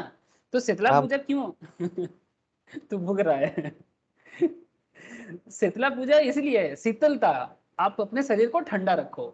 और इस गर्मी का जो टाइम है, मार्च अप्रैल में, इसमें अपना हेल्थ को बना के रखो, इसलिए पूजा है। अब ये बात करोगे तो हिंदुत्व आ जाएगा। अब इमरान खान पाकिस्तान में चिल्लाते हैं कि भारत में डेवलपमेंट नहीं हो रहा है। हाँ बोलो, कुछ बोल रहे हो? ओडिशा का मेन खाना मतलब वही पखालो ही है। हाँ, वो मुझे पता है गर्मी लेकिन के, लोग बोल मतलब इंटरनेशनली उसको आर्टिकल लिख रहे हैं कि उड़ीसा के लोगों के पास पैसा नहीं है, इसलिए वो राइस वाटर खाते हैं। बोलो ये क्या बात है? उसके पास पैसा नहीं है इसलिए तो कि हम बर्गर खाएंगे उड़ीसा में बैठ के 40 डिग्री टेम्परेचर में? अब ऐसा बात करोगे, एक्चुअली वेस्टर्न कंट्री चाहते नहीं है कि हम लोग अपने कल्चर में रहे, क्योंकि उनका प्रोडक्ट बिकना बंद हो जाएगा। Try to understand. अब ये बात समझाने जाओ, हिंदुत्व का बात कर रहा है, कहाँ अपना बात नहीं करेंगे। रिलीजन हिंदू नहीं लिखते हम लोग, 90% लोग वही लिखते हैं। खाना खा लो, अगर तबीयत खराब होता था तो खिचड़ी चावल पे आना पड़ता है, जो अपना तो है। फिर, तो ये अपना बात करोगे। इमरान खान पाकिस्तान में ओआईसी में जाके क्या बोल रहे जानते हो? भारत के मुसलमानों को बिगड़ने के लिए वो आवाज उठा रहे वहां पर कि भारत में डेवलपमेंट नहीं होता है, सिर्फ हिंदुत्व होता है। एजेंडा बना के काम कर रहे हैं। कांग्रेस भी देखो, कांग्रेस ऑपोजिशन है, वो बात करता है, समझ में आता है, क्योंकि उसको अपना फिर से कुर्सी लाना है। जो भी हो, मैं कांग्रेस का ना समझ जाता हूँ, लेकिन ये जो बाकी लोग बोलते हैं ना, कांग्रेस को भी सोचना चाहिए कि भाई आप देश के अंदर ऐसा बात नहीं, आप अपने कल्चर को याद करने में क्या प्रॉब्लम है? I don't understand. करना चाहिए ना भाई, अपना चीज है, हम वेस्टर्न को याद करें, रेगिस्तान वाले को याद करें, अरबियन नेशंस, ठीक है, रेस्पेक्ट फॉर एवरीबॉडी, जीसस को रेस्पेक्ट, रेगिस्तान। हाँ बोलो। वो इंडियन नहीं है ना सोनिया गांधी। समझेगा नहीं, वही तो बात है। मतलब सर यहाँ एक पर मीम देखा आपने, उसमें कहता है सोनिया गांधी जिंदाबाद, राहुल गांधी जिंदाबाद, एंड में कहता है प्रियंका चोपड़ा जिंदाबाद। उसका बगल वाला नेता कहता है प्रियंका चोपड़ा नहीं, सोनिया, वो प्रियंका गांधी है। तो नहीं, ठीक है, मैं यहाँ पर राजनीति नहीं कर रहा हूँ, मैं बस एक छोटा सा आपको वो बोला कि अपना चीज, जैसे ये रिचुअल्स मेरे दिमाग में हमेशा चलता है कि ये पूजा पाठ क्यों है, किस लिए है, ठीक है, करते हैं सभी कोई, लेकिन जब उसका मतलब समझने का बात करो तो फिर वो हिंदुत्व हो जाएगा। अरे भाई हिंदू है तो हिंदुत्व में क्या प्रॉब्लम है? ऊपर से इमरान खान पाकिस्तान में बोल रहा है, खुद का कंट्री का नाम लिख के रखा है Islamic Republic of Pakistan, Takshashila का नाम बदल के रख दिया इस्लामाबाद, सॉरी रावलपिंडी, रावलपिंडी अभी भी है, हाँ, उसका नाम कर दिया सिर्फ पिंडी, रावल नहीं रखा। रावल क्यों नहीं रखा? क्योंकि बप्पा रावल महाराणा प्रताप का दादाजी परदादाजी थे, बप्पा रावल ने बनाया था रावलपिंडी को। इस्लामाबाद उसके सामने का जो घाटी है पहाड़ के नीचे, जो उसका कैपिटल है, वो तक्षशिला है। अब तक्षशिला भी एक म्यूजियम की तरह बन गया और उसका नाम दे दिया इस्लामाबाद, ठीक है, अच्छा किया भाई, लेकिन तुमने अपने कंट्री का क्या कॉन्सेप्ट बनाया? इस्लामिक रिपब्लिक ऑफ पाकिस्तान ना, तो तुम इस्लाम का झंडा लहरा रहे हो ना, ठीक है, तुम अपना कल्चर को बनाना चाहते हो, बनाओ ना, मैं तुम्हें रोक रहा हूँ क्या? लेकिन हम लोग इंडिया में अगर अपना कल्चर को सबको समझाना चाहते हैं, बताना चाहते हैं कि याद करो, नहीं ये लोग हिंदुत्व कर रहा है, मुझे इससे प्रॉब्लम है और कुछ नहीं, बात को समझना चाहिए। चलो सर, थोड़ा इधर उधर का बात कर लिया, आप लोग गुस्सा हो गए क्या? हाँ सर, गुस्सा होने के लिए नहीं बोला सर, शीतला पूजा का बोला तो मैं सोचा कि आपको बता दूं कि शीतला पूजा का साइंटिफिक रीजन क्या है। ओके, चलो सर आते हैं, पढ़ाई चालू करें फिर से? अरे बोलो हाँ ना, या फिर मैं सोचूंगा कि आप लोग गुस्सा हो गए। ऐसा सर गलत मत समझना, कोई प्रो बीजेपी, कोई गिरवा झंडा लहराना नहीं है, बस अपना चीज याद करना है, ठीक है, जिसको जो पसंद है वो करो भाई, ठीक है, जिससे मर्जी पसंद है, डेमोक्रेसी है, केजरीवाल जी भी बहुत अच्छा काम कर रहे हैं दिल्ली में, करो ना, उसमें कोई, लेकिन अपना चीज को भूलना नहीं। Section 32 contains provisions relating to red herring prospectus. चलो ऐसे तो दिखा दिया आपको मैं, लेकिन रेड हेरिंग प्रोस्पेक्टस के बारे में कुछ बात समझ लेते हैं। Development taking place in financial markets from time to time allow innovative methods of raising funds so as to avail the most favorable market conditions. Timing of the issue and book building of issue are facilitated by the concept of red herring prospectus, whereby the price per security and number of securities are left open to decide it post close of the issue. मतलब क्या दाम पे listing होगा, ठीक है, ये सब चीज ना, सब कुछ मतलब सब कुछ एकदम इशू कंप्लीट होने के बाद भी डिसाइड होता है, ठीक है, नॉर्मली, और बैंड प्राइस भी होता है, और फिर मार्केट में किस दाम पे वो रेज होता है, ये सब पोस्ट क्लोजर के बाद आप देखना कि क्या दाम में लिस्टिंग होगा, डिमांड सप्लाई क्या है, कितना प्रीमियम इशू हुआ है, ठीक है, सब्सक्रिप्शन ज़्यादा हुआ कम हुआ, ये सब चीज़ देखा जाता है स्टॉक मार्केट के केस में। आप लोगों ने देखा होगा अदानी वेलमर के केस में, जैसे आप लोगों ने रिसेंटली अगर सबसे अच्छा कोई कंपनी आया है, अदानी वेलमर आया है, अदानी वेलमर 230 में लिस्टेड हुआ था, आई थिंक कितना दिन होगा, फरवरी को आया था, ठीक है, देखो आज मार्च का, एक महीना हार्डली हुआ है, ठीक है, 230 का 420 में आ गया, कंपनी का वैल्यूएशन अच्छा है, लेकिन थोड़ा ज़्यादा हो गया, ठीक है, मुझे लगता है ये 370-80 इसका सही दाम है अभी के हिसाब से, स्टेबल रहेगा, ठीक है, लेकिन 420 में है, पता नहीं, थोड़ा सा लोग सोच रहे हैं कि अच्छा होगा, असली कुछ इन्वेस्टमेंट किया ना बंगाल में, बर्धमान में काफ़ी सारा राइस मिल लिया, तो बिजनेस प्रोस्पेक्टिव में और ग्रोथ दिखा तो लोगों ने और परचेस कर लिया, मतलब फंडामेंटल वे में बात कर रहा हूँ, बाकी ट्रेडिंग में भी तो है अलग से। Okay,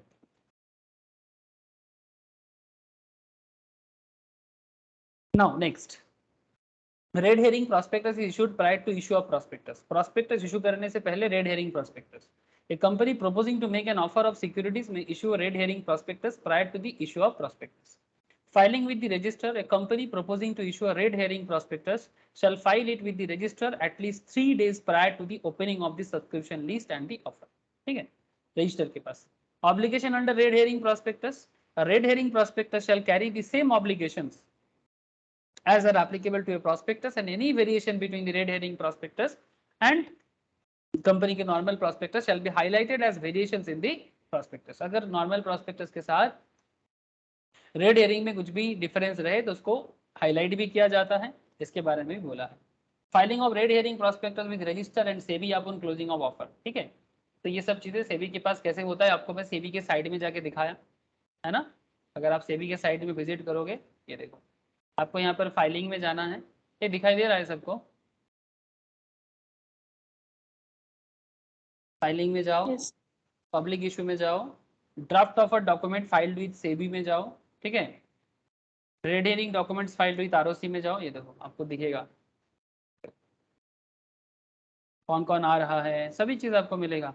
look at here, latest में वरंदा लर्निंग, ओमा एक्सपोर्ट्स, रुचि सोया, सब एकदम लाइन बाय लाइन. इससे पहले वेदांत फैशन मान्यवर का था. हाँ, तो ये सब चीज आपको सेबी के साइड में जाके डिटेल्स में मिल जाता है. It's not a big deal. Okay, ये सब सोर्स है, बस थोड़ा जानकार बनना है और कुछ नहीं. अब एवरेज प्रोस्पेक्टस क्या है सर?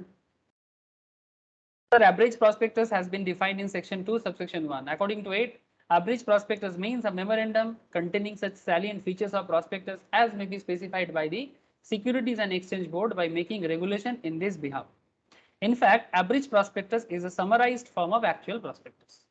Actual prospectus का जो summarized form है उसको average prospectus कहा जाता है. बस इतना याद रखना है आप लोगों को और कुछ नहीं. ओके, आगे बात बढ़ाएं sir.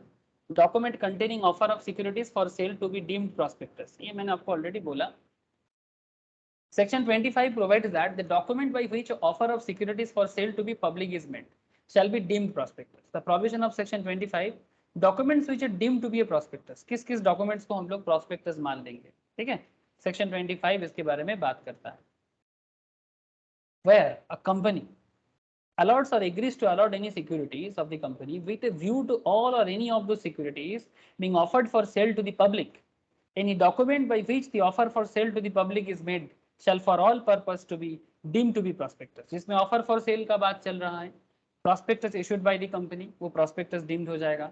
And all enactments and rules of law as to be contents of prospectus and as to liability in respect in misstatements in an omission from prospectus or otherwise relating to prospectus shall apply with the modification specified in subsection 3. misstatements वगैरह होता है तो उसको modify किया जाता है subsection 3, 4 के हिसाब से.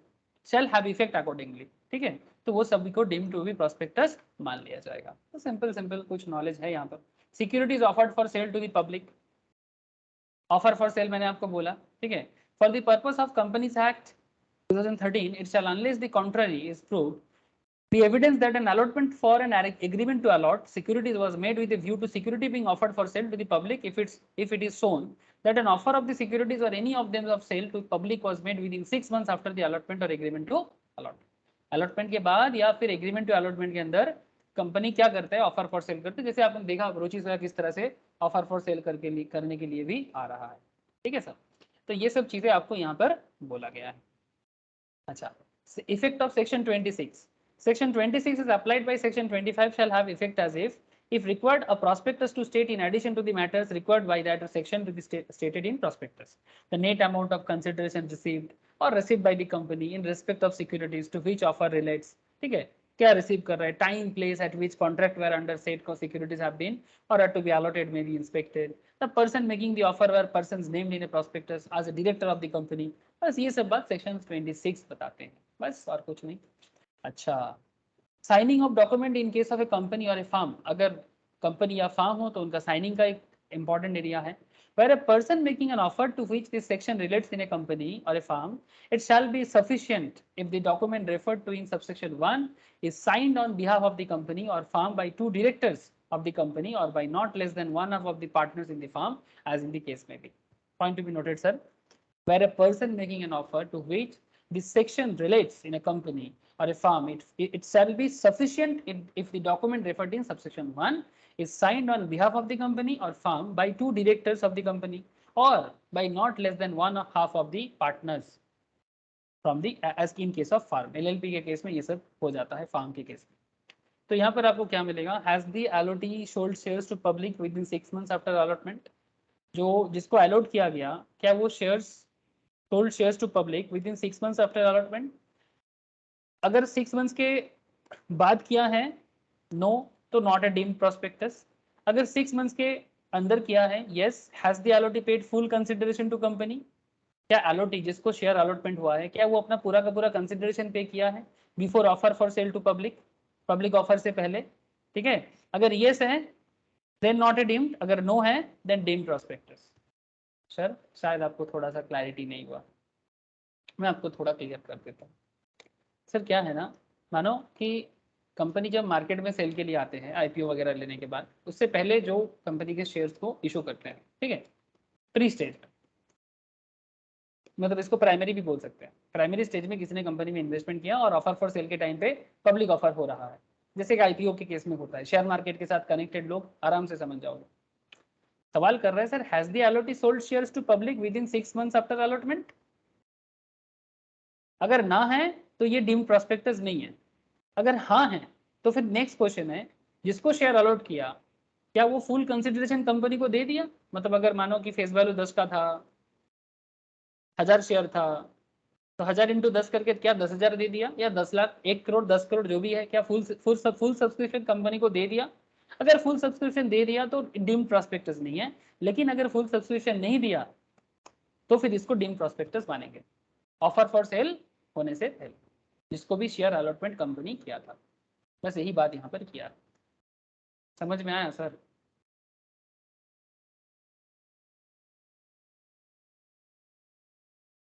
बोलो सर, बोलो, समझ में आ रहा है कि नहीं? Yes sir. It is to be noted that all applicable provisions relating to prospectus, misstatements, content, civil and criminal liability, आगे बताता हूँ civil liability, criminal liability क्या क्या है, are applicable to the deemed prospectus। deemed prospectus के case में भी ये सब कंपनी के केस में liable हो जाएगा। civil and criminal liability मतलब जो लोग CS एग्जीक्यूटिव लेवल में सिविल प्रोसीजर कोड या क्रिमिनल प्रोसीजर कोड पढ़े हो उनको समझ में आएगा थोड़ा सा ज़्यादा, बाकी लोग भी समझ जाओ। There is no dilution of liability for persons making the offer, which is in addition to liability of the company whose securities are offered for sale. Additionally, below mentioned information needs to be disclosed as well as the net amount of consideration, time, place of the contract where the underset, वही बात जो आपको मैंने कुछ देर पहले भी बताया। Okay, sir, offer for sale by certain members of a company। चलो क्या है देख लेते हैं। Section 28 का बात है। Section 28 contains the provision which regulate the offer for sale of security by certain member of a company. These provisions are stated. Offering of shares or to public by certain members permitted, where certain members of a company propose in consultation with the board of directors to offer in accordance with the provisions of any law for the time being in force whole or part of their holding of shares। या तो पूरा shares वो cell कर सकता है to the public, they may do so in accordance with such procedure as may be prescribed। ठीक है, as may be prescribed मतलब जो लोग पहले से शेयर होल्ड कर रहा है, मेंबर है कंपनी का और ऑफर फॉर सेल में अपना शेयर सेल करके, जो पुराना शेयर होल्डर है, जो लोग बेसिक्स ऑफ शेयर मार्केट कभी पढ़े हो मेरे पास, उनको ना इसका मैं पूरा बेसिक्स ऑफ शेयर मार्केट के अंदर इसका पूरा एक डिटेल्स जानकारी दिया था कि जब कंपनी आईपीओ लाता है ना, तो उससे पहले जो लोग कंपनी का शेयर होल्डर बनते हैं ना, कंपनी का प्राइवेट सिचुएशंस में, मतलब शेयर मार्केट में लिस्टेड होने से पहले बहुत लोग शेयर के साथ कंपनी के साथ जुड़ते हैं। और आईपीओ एक ऐसा एरिया है जब कंपनी को छोड़ के वेंचर कैसा? हाँ हाँ बोल सकते हो सर, एकदम venture capitalist, private equity, individual, कोई भी मेंबर, ठीक है, वो लोग इस ऑफर फॉर सेल का हिस्सा होते हैं। जैसे मानो कुछ दिन पहले जोमेटो का इन्वेस्टर था ये कौन जोमेटो में, इन्फोएज बेसिकली वेंचर कैपिटलिस्ट के काम करके ज़्यादा पैसा कमाए। ठीक है, नाम तो सुने होंगे आप लोग, इन्फोएज बहुत अच्छा कंपनी है सर। रिसेंटली इतना अच्छा बिजनेस में इन्वेस्ट किया जिसमें जोमेटो भी एक था। अगर आप इसका लास्ट 4-5 साल का, रिसेंटली थोड़ा सा इसका उतना अच्छा इन्वेस्टमेंट कुछ है नहीं बोल के मार्केट थोड़ा अप एंड डाउन है, बट अगर आप देखोगे 2019 के बाद से, स्पेशली 18-19 के बाद से कंपनी का ग्रोथ देखे सर, कभी शेयर 1000 के नीचे था। 2017-18 के टाइम पे शेयर मार्केट का मैं जब क्लास लेता था उस टाइम पे भी इन्फोएज के बारे में डिस्कस होता था और धीरे धीरे शेयर 4000 क्या सर 6000 के आसपास चला गया था। सर अभी रिसेंटली क्या सिचुएशंस है, परचेस हो सकता है कि नहीं हो सकता, इसके ऊपर भी मैंने कुछ दिन नहीं कुछ महीने पहले इन्फोएज के ऊपर एक केस स्टडीज भी किया था। वहाँ पर मैंने इन्फोएज का पूरा डिटेल्स एनालिसिस किया था। I hope 3-4 months back may be, ठीक है, देखना पड़ेगा। सो कहने का मतलब है इन्फोएज का जोमेटो में काफ़ी इन्वेस्टमेंट था। जब जोमेटो लिस्टेड हुआ इन्फोएज अपना काफ़ी शेयर छोड़ के निकल गया आगे, ठीक है, लेकिन होल शेयर भी छोड़ सकता है, कुछ पार्ट भी छोड़ सकता है, जो भी करे एज पर परमिशन पे। तो offer for cell of certain members of a company, उसके लिए क्या रूल्स रेगुलेशन है वो यहाँ पर बोला है। Document offering sale to public is deemed to be a prospectus, collective authorisations and reimbursement of expense to company, ये सब चीज़ें जरूर देखना पड़ता है। एक्सेप्शन टू सर्टेन मैटर्स, जैसे कुछ एक्सेप्शंस भी यहाँ पर है।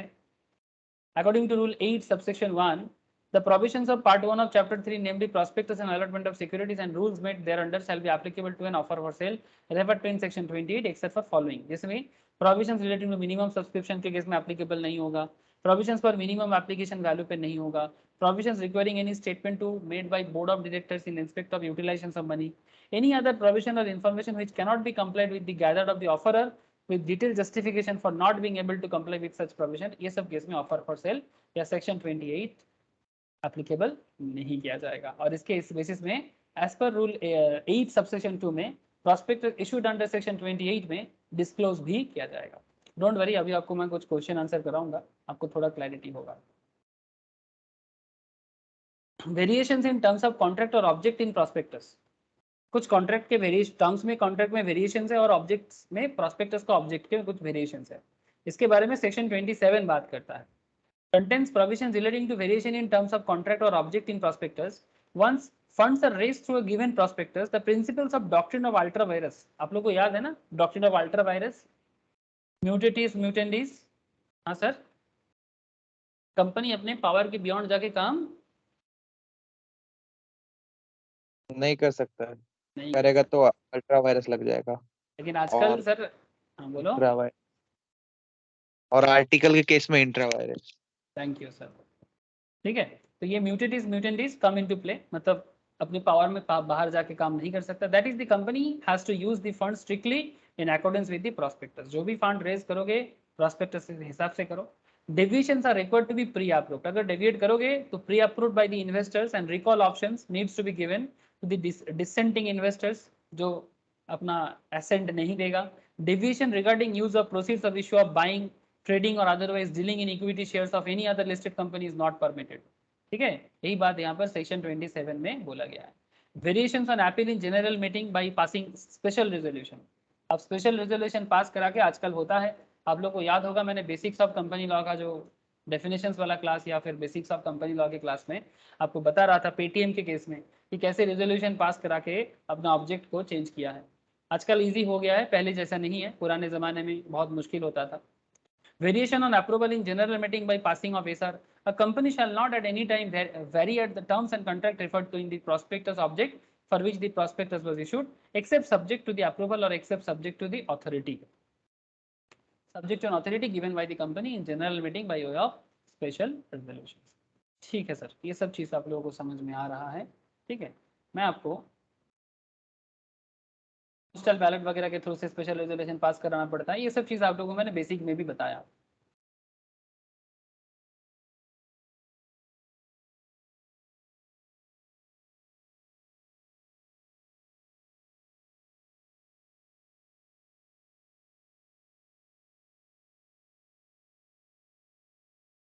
अच्छा, ये डिफॉल्ट प्रोविजंस में बात करते हैं उससे पहले securities to be dealt with in stock exchange, क्या क्या सिक्योरिटी हम लोग स्टॉक एक्सचेंज में डील कर सकते हैं।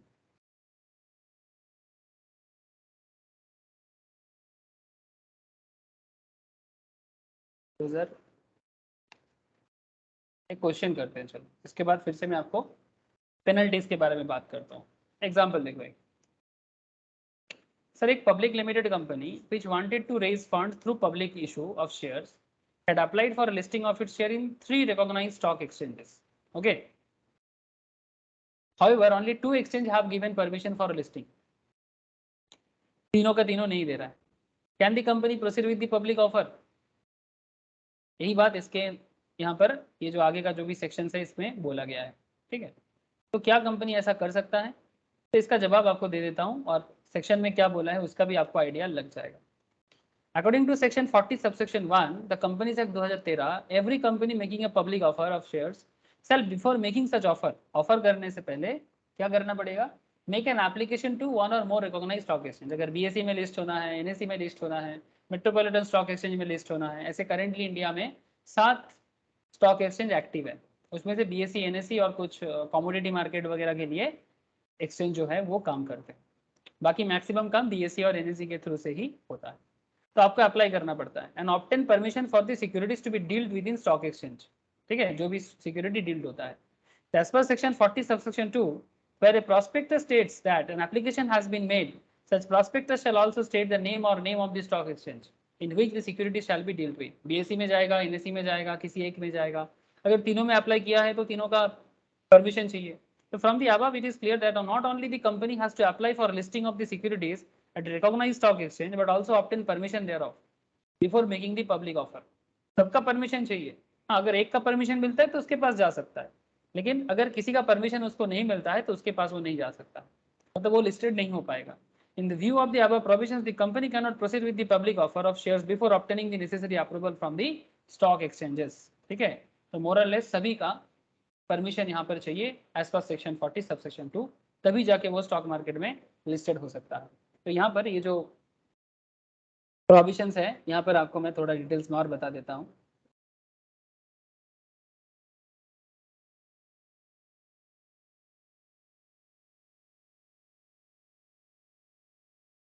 Securities to be dealt in with stock exchange. जो भी सिक्योरिटी का डीलिंग करोगे वो विद इन स्टॉक एक्सचेंज करना है, जो सेक्शन 40 बताते हैं. ठीक है, तो इसका प्रोविजंस थोड़ा देखो तो आपको थोड़ा क्लियर हो जाएगा.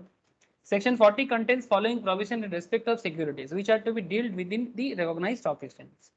ऐसे इंडिया में कितना रिकॉग्नाइज स्टॉक एक्सचेंज है, इसके बारे में मैं सिक्योरिटी लॉ क्लास में कुछ दिन पहले ही बात कर रहा था. Recognised stock exchange Bombay, national और कोलकाता. और भी है, और भी है, मद्रास भी है, फिर मतलब ऐसे तो नहीं है, 22 है. वो सब नहीं है. मतलब मद्रास वगैरह तो बंद है. फिर वो क्या कहते हैं, वो इंडियन कमोडिटी एक्सचेंज क्या था ना, वो नाम याद नहीं आ रहा. हाँ सर, सही बोल रहे हो. ये देखो सर, करेंटली इंडिया में जो स्टॉक एक्सचेंज बेसिकली एक्टिव है, ठीक है, रिकॉग्नाइज्ड है बेसिकली. ठीक है, बाकी लोगों को हटाया गया. वो सिक्योरिटी लॉ में मैं लास्ट क्लास में ग्रुप 2 में बता रहा था. CA फाइनल में भी है, CMA फाइनल में भी है, वो सब चीज़ें. CS में एग्जीक्यूटिव में.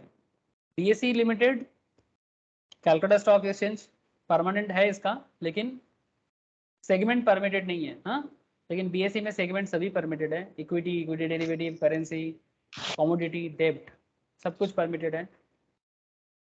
Indian commodity exchange limited permanent है, कमोडिटी डेरिवेटिव सिर्फ होता है.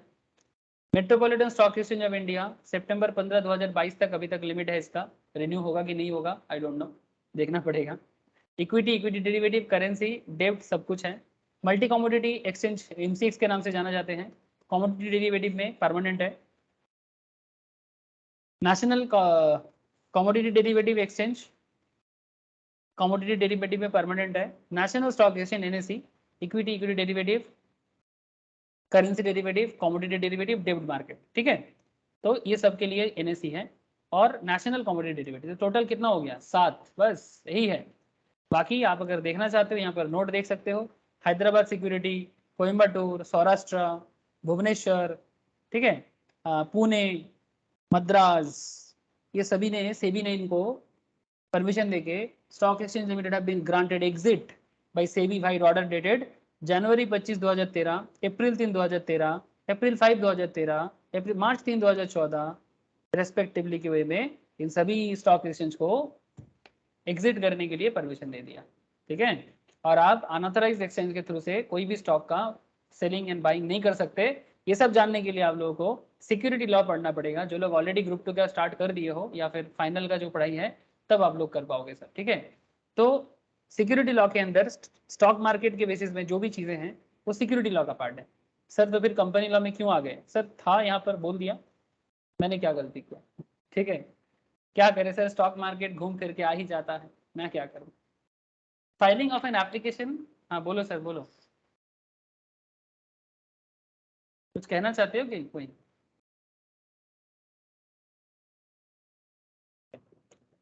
Filing of an application with recognized stock exchange. Every company making public offer shall, before making such offer, make an application to one or more recognized stock exchange or exchanges and obtain permission for the securities. तो अगर आप more than exchange में कर रहे हो तो सभी का परमिशन मिलेगा, तभी ना लिस्टेड हो पाओगे, to be dealt within the stock exchange और exchange. अगर एक में अप्लाई कर रहे हो, वही दे रहा है आपको, तो उसी में लिस्टेड हो जाओ. देखना कई बार ऐसे होते हैं मार्केट में, जब कंपनी लिस्टेड होता है, सिर्फ बीएसई में लिस्टेड हुआ या फिर सिर्फ एनएसई में लिस्टेड हुआ. बड़ा कंपनी होता है तो बीएसई एनएसई दोनों में लिस्टेड होता है, देखे होंगे आप लोग. अरे Yes, sir. prospectus to state name of stock exchange. Where a prospectus states that an application has been made, such prospectus shall also state the name of stock exchange in which the security shall be dealt with. Maintaining a separate bank account. All monies received on application from the public for subscription to the securities shall be kept in separate bank account in a scheduled bank and shall not be utilized for any purpose. जिस purpose में पैसा raise करते हो, उस purpose को छोड़ के किसी दूसरे पर्पस में पैसा बिल्कुल ना यूज करे. Point to be noted sir. जिस पर्पस में पैसा रेज करते हो, उस पर्पस को छोड़ के किसी दूसरे पर्पस में पैसा बिल्कुल ना यूज करे. For adjustment against allotment of securities, where securities have been permitted to be dealt within the stock exchange or stock exchange specified in the prospectus. For the payment of monies within the time specified by Security Exchange Board received from applicants in pursuance of the prospectus, where the company is for any other reason unable to allot securities. ठीक है, अगर आप पैसा मिला और इस्तेमाल करना चालू कर दिए, लेकिन अगर आप ये सब पर्पस में इस्तेमाल करते हो तो ओके है, बट कोई अदर देन पर्पस जो आप जिस कारण से पैसा रेज नहीं किए, ठीक है, उस कारण में अगर आप इस्तेमाल करोगे तो फिर वो नहीं बनेगा. तो जो भी हो, बैंक अकाउंट सेपरेटली मेंटेन करना होगा. Conditions purporting to waive compliance shall be void. अगर आप compliance properly नहीं करोगे, जिसमें CS का बहुत रोल प्ले होता है सेबी के काम पे. Any condition purporting to require to bind any applicant for securities to waive compliance with the requirement of this section shall be void. Default in complying with provisions, अगर आप default करते हो provisions पे, it is a default is made complying with the provision of this section, the company shall be punishable with a fine which shall not be less than 5 lakh. Company करेगा तो minimum 5 lakh, maximum 50 lakh. हाँ sir, company करेगा तो minimum 5 lakh, maximum 50 lakh. अगर defaulting officer करेगा तो minimum 50,000, maximum 3 lakh. समझ में आ गया? Hello Yes, sir. सर, ठीक है, ये सेक्शन 40 का डिस्कशन था.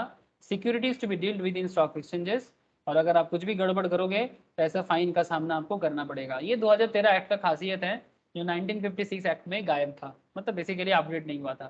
सर कमीशन का क्या कॉन्सेप्ट है, चलो ये भी बता देते हैं फटाफट थोड़ा. ए company may pay commission to any person in connect with the subscription to its securities subject to the prescribed conditions. Sir normally underwriters जो कंपनी को पैसा रेज करने में हेल्प करते हैं, कंपनी उन्हें कमीशन पे करते हैं. सर कमीशन पे करने का कुछ रूल्स है क्या?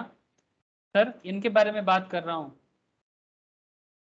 जैसे कि रुचि सोया को 4,300 करोड़ चाहिए. हाँ बोलो. अंडरराइटर्स का मतलब 5% आपको मतलब प्रॉफिट में से देना पड़ेगा उसको शेयर्स के केस में, और 2.5% डिवेंचर के केस में. Underwrite. Very good sir, very good. ठीक है, वेरी गुड. ऐसा ही पढ़ते रहिएगा. रेट ऑफ कमीशंस का रेट देख लो. अगर शेयर्स का बात है तो shall not exceed 5% of the price at which the shares are issued at a rate authorized by the article. अगर आर्टिकल में कोई रेट ऑथराइज करते हो तो वो whichever is less. अगर 5% और यहाँ इधर हो गया 3%, तो किसको लिया जाएगा? सर आर्टिकल में जो दिया रहेगा, अगर जो आर्टिकल में कम होगा वो लेंगे, या फिर 5% ऑफ शेयर्स. Thank you. ठीक है सर, अगर डिवेंचर है तो कितना कमीशन दोगे? 2.5%. 2.5%. 2.5. किसका? 2.5 at which the debenture are issued as specified in the company's article whichever is less. अगर कंपनी का आर्टिकल में कोई दूसरा रेट दिया हुआ है तो जो कम होगा, अगर आर्टिकल में 1.5% है तो 1.5% लोगे, या फिर जो कम होगा. ठीक है, हो सकता है आर्टिकल में 5% है तो फिर 2.5% आएगा, और क्या. क्लियर है बात? बोलो कमीशन का खेल. Yes sir. ओ बोलो सर, संपत, रोशनी, ज्योति, बोलो sir. Yes, sir. Disclosure of the particulars in prospectus. The prospectus of the company shall disclose the following particulars: the name of underwriters, the rate of amount and commission payable to the underwriters, the number of securities which is to be underwritten or subscribed by the underwriters absolutely or conditionally. When no commission is to be paid, there shall be not to be paid commission to any underwriter on securities which are not offered the public for subscription. अगर public for subscription नहीं है तो commission pay करने का कोई मतलब नहीं है. Copy of payment of commission to be delivered to register. A copy of contract of the payment of commission, इसको आपको रजिस्टर को जमा करना पड़ेगा, आरओसी के पास सभी चीजों का डॉक्यूमेंटेशन होना चाहिए. ओके, एग्जाम्पल क्लियर है? और एक एग्जाम्पल देखते हैं. चलो, बहुत अच्छा question. The board of director of a company decide to pay 5% of the issue price of shares as underwriting commission to the underwriters. However, the article of association of the company permit only 3% commission. Article of association सिर्फ 3% का बात किया है, लेकिन board ने 5% बोला है. तो कौन सा यूज करोगे, 3% की 5%? 3% से. Whichever is lower, है ना. The board of directors further decided to pay the commission out of the proceeds out of the share capital. Are the decision taken by the board of directors valid under Companies Act 2013? Share holder ने, board ने फिर decide किया, further decide to पे the commission out of the proceed of the share capital. Share capital से भी वो commission देना चाहता है. जो भी देना चाहो देख लो क्या हो सकता है. इस क्वेश्चन के अंदर ही आपका पूरा जवाब है. Under rule 13 of the companies prospectus and allotment of securities rule 2014. कैसे आंसर देना है वो भी देख लो sir. This rule 13 rule 2014 prospectus and allotment of securities. The rate of commission paid और agreed to be paid shall not exceed in case of shares 5% of price at which the shares are issued or rate authorized by article whichever is less. यहाँ पर share का खेल है. The same rule allows the commission to be paid out of the proceeds of the issue or the profit of the company or both. Therefore, the decision of the board of directors to 5% commission to the underwriters is invalid since the same cannot be exceed the rate which is permitted by the articles. However, decision to pay commission out of the proceeds of the share issue is valid provided it is paid at the rate authorized by the articles. आप अपने capital से दे सकते हो, no problem, commission पे करो भाई, कौन रोकता है आपको, लेकिन आर्टिकल में ऑथराइज होना चाहिए. क्लियर है?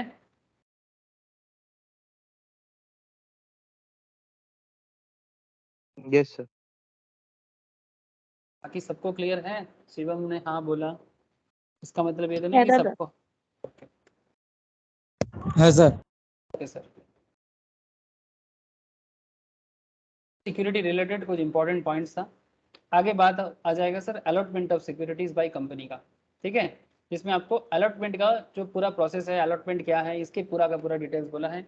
चलो सर 10-15 मिनट देख लेते हैं. Meaning of allotment. Sir allotment means the appropriation out of previously unappropriated capital of company of a certain number of shares to a person till the allotment. मतलब आप application डालोगे आपको allot करेगा, जैसे होता है allotment. Till the allotment as such the share do not exist, it is an allotment that the shares come into existence. जब तक allotment नहीं होता शेयर का existence नहीं है. allotment होने से ही शेयर exist करने लगेगा. In fact, with the sending of allotment letters, the company start the process of allotment and it is nothing but acceptance of offer made by the applicant of securities. तो allotment क्या हो गया? allotment is nothing but the acceptance of offer made by the applicants of securities. जैसे मानो आपने रुचि सोया के offer letter लिया, ये ऑफर लेटर भी है प्रोस्पेक्टस. ठीक है, रुचि सोया हो, उमा एक्सपोर्ट्स हो, या फिर वरंदा लर्निंग हो. आपने इसका ऑफर देखो, ये देखो इतना प्राइस रेंज में है, बैंड प्राइस बोलते हैं, इतना क्वांटिटी करके आपने शेयर का एप्लीकेशन डाल दिया. ठीक है, यूपीआई वगैरह जो भी करना है कर लो. अगर आपको मिल गया तो अलॉटमेंट हो गया आपको. अगर नहीं मिला तो पैसा वापस कर देगा, नो इशू. ठीक है, अगर बाई चांस आपको नहीं मिलता है तो पैसा वापस कर देता है. नाउ पॉइंट इज दैट कि जैसे ही आपको शेयर मिलेगा आपका बैंक अकाउंट क्रेडिट हो जाएगा, मतलब डेबिट हो जाएगा. ठीक है, तो बेसिकली आपका अलॉटमेंट किया है. तो जब तक इसका शेयर अलॉट नहीं होता तब तक शेयर का एक्चुअली कोई एग्जिस्टेंस नहीं होता. जैसे ही शेयर अलॉट हो जाता है एग्जिस्टेंस भी आ जाता है. Provisions regarding governing allotment. Section 39 contains provision in respect of allotment of securities when there is a public offer. Further, the company's rule 2014 have also been issued. The receipt of a minimum amount is must ठीक है, minimum amount receive करना जरूरी है। No allotment of any securities of a company offered to the public for subscription shall be made unless the amount stated in the prospectus as the minimum amount has been subscribed. आजकल तो sir पूरा देना पड़ता है, minimum कुछ नहीं है ना। आजकल एप्लीकेशन डालने के टाइम पे आपको पूरा ही देना पड़ता है, कोई ड्यू कॉन्सेप्ट चलता नहीं आजकल, है ना। मतलब आईपीओ के केस में नहीं चलता। तो कंपनी जब इंटरनल इशू करता है तब हो सकता है कंपनी पार्ट बाय पार्ट ले रहा होगा, प्राइवेट प्लेसमेंट में देखेंगे थोड़ा बहुत, बट आईपीओ वगैरह के केस में आपको पूरा ही देना पड़ता है। क्या रे, कोई देता है क्या ये, ऐसे आधा अधूरा देता है क्या कोई? ना दादा। नो सर, पूरा ही आपको देना पड़ेगा। पूरा ही देना पड़ेगा। सो मिनिमम, लेकिन हाँ अगर प्रोस्पेक्टस में कोई मिनिमम अमाउंट हो रहा है, has been subscribe and the sums payable on application for the amount so stated have been paid to and received by the company by check or other instrument। आजकल online transfer popular हो गया है। The prospectus must state the minimum amount to be subscribed. Such minimum amount must be received from the subscriber or investors at the time of making application। तो share market में थोड़ा बहुत IPO वगैरह purchase कर लो, पूरा process दिमाग में घुस जाएगा। Quantum of amount payable on applications, consequently minimum amount is not subscribed। ठीक है, अगर मिनिमम अमाउंट सब्सक्रिप्शन नहीं होता है तो क्या होगा? If the stated minimum amount has been subscribed and sum payable on application is not received within a period of 30 days, point to be noted, from the date of issue of the prospectus और such other period as may be specified by the SEBI, the amount received under subsection 1 shall be returned within such time and manner as may be prescribed. Return करना पड़ेगा। अगर पूरा पैसा time पे नहीं देगा तो सेबी का परमिशन है कि रिटर्न कर देगा इन्वेस्टर को। Refund of application money. Rule 11 subsection 1 of prospectus and allotment securities rules mention that if stated minimum amount has not been subscribed and the sum payable on application is not received within the period specified therein, then the application money shall be repaid within a period of 15 days from the closure of the issue. And if any such money is not so repaid within such period, the directors of the company who are officers in default shall jointly and severally be liable to repay that money with interest at the rate 15% per annum। ठीक है, I hope आपको समझ में आ रहा है। तो refund करना पड़ेगा। ठीक है, अगर एप्लीकेशन मनी जमा मतलब नहीं मिलता है, कुछ आधा अधूरा भी होता है, ठीक है, पूरा का पूरा नहीं होता है तो रिपे कर दो भाई, करना है पूरा करो, ये सब आधा अधूरा फॉरफीचर वाला केस खत्म करो। Receipt of minimum amount must, quantum of amount payable on applications, consequently minimum amount is not subscribed, refund of application money कर लो। Which account is to be used for refund, जिससे हुआ है उसी को करना पड़ेगा। According to rule 11 subsection 2, the application money to be refunded shall be credited only to the bank account from which the subscription was remitted। जिस account से subscription हुआ था उसी अकाउंट में रिमिट किया जाएगा। एकदम रूल्स वाइज सब कुछ चलता है। Return of allotment, whenever a company having a share capital makes any allotment of securities, it shall be filed with register a return of allotment in such a manner as may be prescribed। Time limit for filing return of allotment, time limit है sir, बिल्कुल है। According to rule 12 subsection 1 PAS rule, whenever a company having a share capital makes any allotment of securities, the company shall within 30 days thereafter file with the register a return of allotment in form PAS 3। याद रखना है इसे, form number और days जरूरी है, बार बार बोल रहा हूँ। फॉर्म नंबर डेज गलत नहीं करना, कितना दिन के अंदर कौन सा फॉर्म यूज करना है, ये सब चीजों के साथ एकदम सीरियस रहना। Details to be attached with PAS states that there shall be attached to the form PAS3 a list of allottees stating their names, address, occupation, ये सब चीजें। तो please go through these rules. Allotment का एक question है, थोड़ा discuss करते हैं। चलो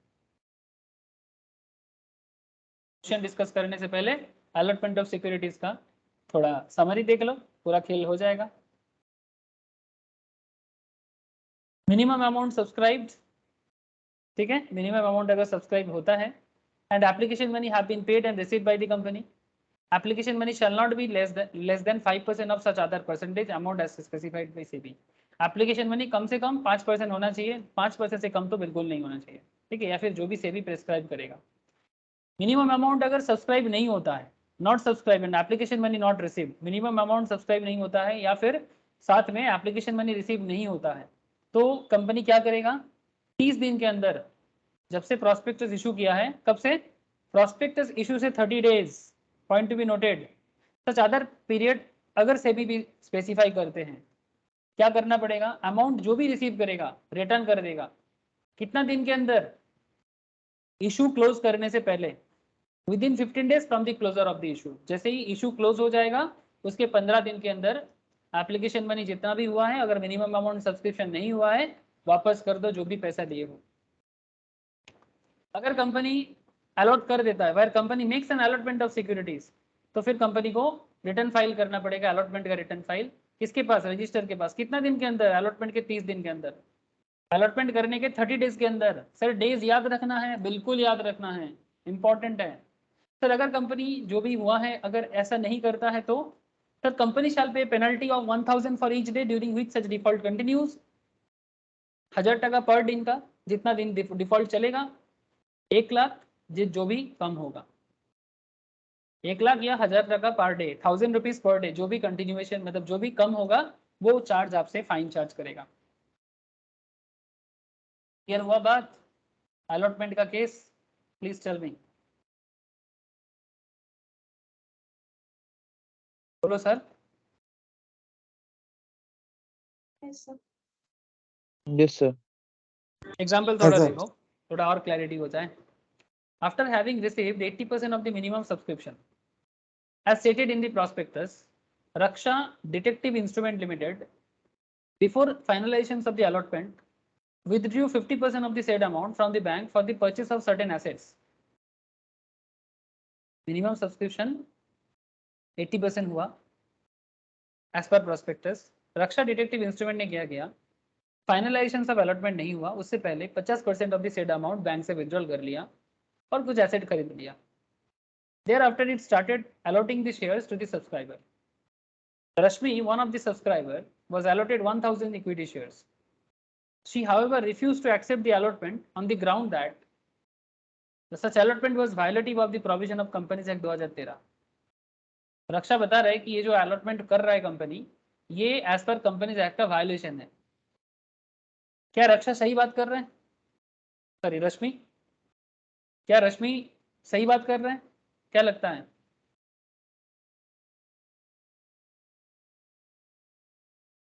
चलो देख लेते हैं। So according to above example, Raksha Detective Instrument Limited has received only 80% minimum subscription as stated in the prospectus. Since minimum amount has not been received in full, the allotment is in contravention of section 39 subsection 1 of the Companies Act 2013, which prohibits a company from making any allotment of securities until it has received the amount of minimum subscription stated in the prospectus. Further, मतलब actually बोला गया है कि 80% जो receive हुआ है as पर prospectus नहीं हुआ है, कंपनी का जो मिनिमम सब्सक्रिप्शन का क्राइटेरिया था वो फुलफिल नहीं हुआ है, तो प्रोस्पेक्टस के हिसाब से नहीं हुआ। Further under section 39 subsection 3, such company is required to refund the application money received to the applicants, that is 80% of the minimum subscription. Therefore, in this present case, Rashmi is within her rights to refuse the allotment of shares which has been illegally made by the company.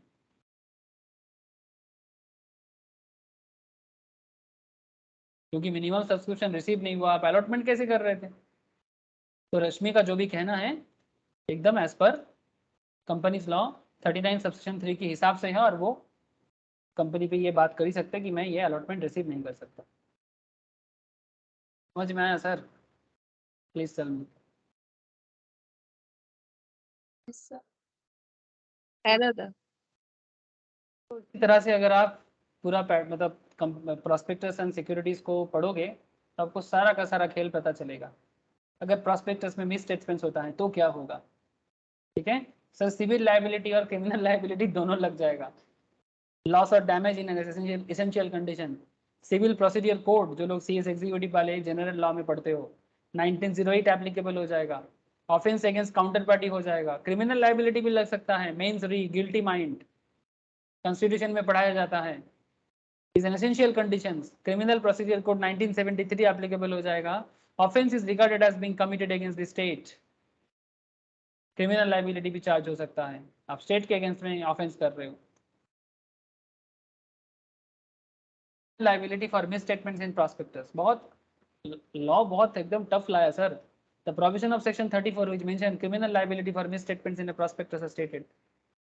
Where a prospectus issued, circulated or distributed under chapter 3 includes any statement which is untrue or misleading in form or context in which it is included or where any inclusion or omission of any matter is likely to mislead every person who authorizes the issue of such prospectus shall be liable under section 447. मतलब fraud का charge दे देगा आपको. Exception भी है.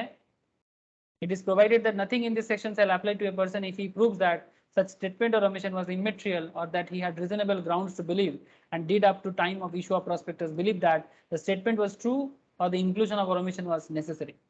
Statement true है और जो भी इंक्लूजन और ओमिशन हुआ है वो जरूरी था. अगर वो प्रूव कर देते हैं तो फिर उनसे फ्रॉड का चार्ज हटा लिया जाएगा. आपको मिस स्टेटमेंट्स इन प्रोस्पेक्टस के लिए सिविल लायबिलिटी और क्रिमिनल लायबिलिटी का डिटेल्स बताते हैं.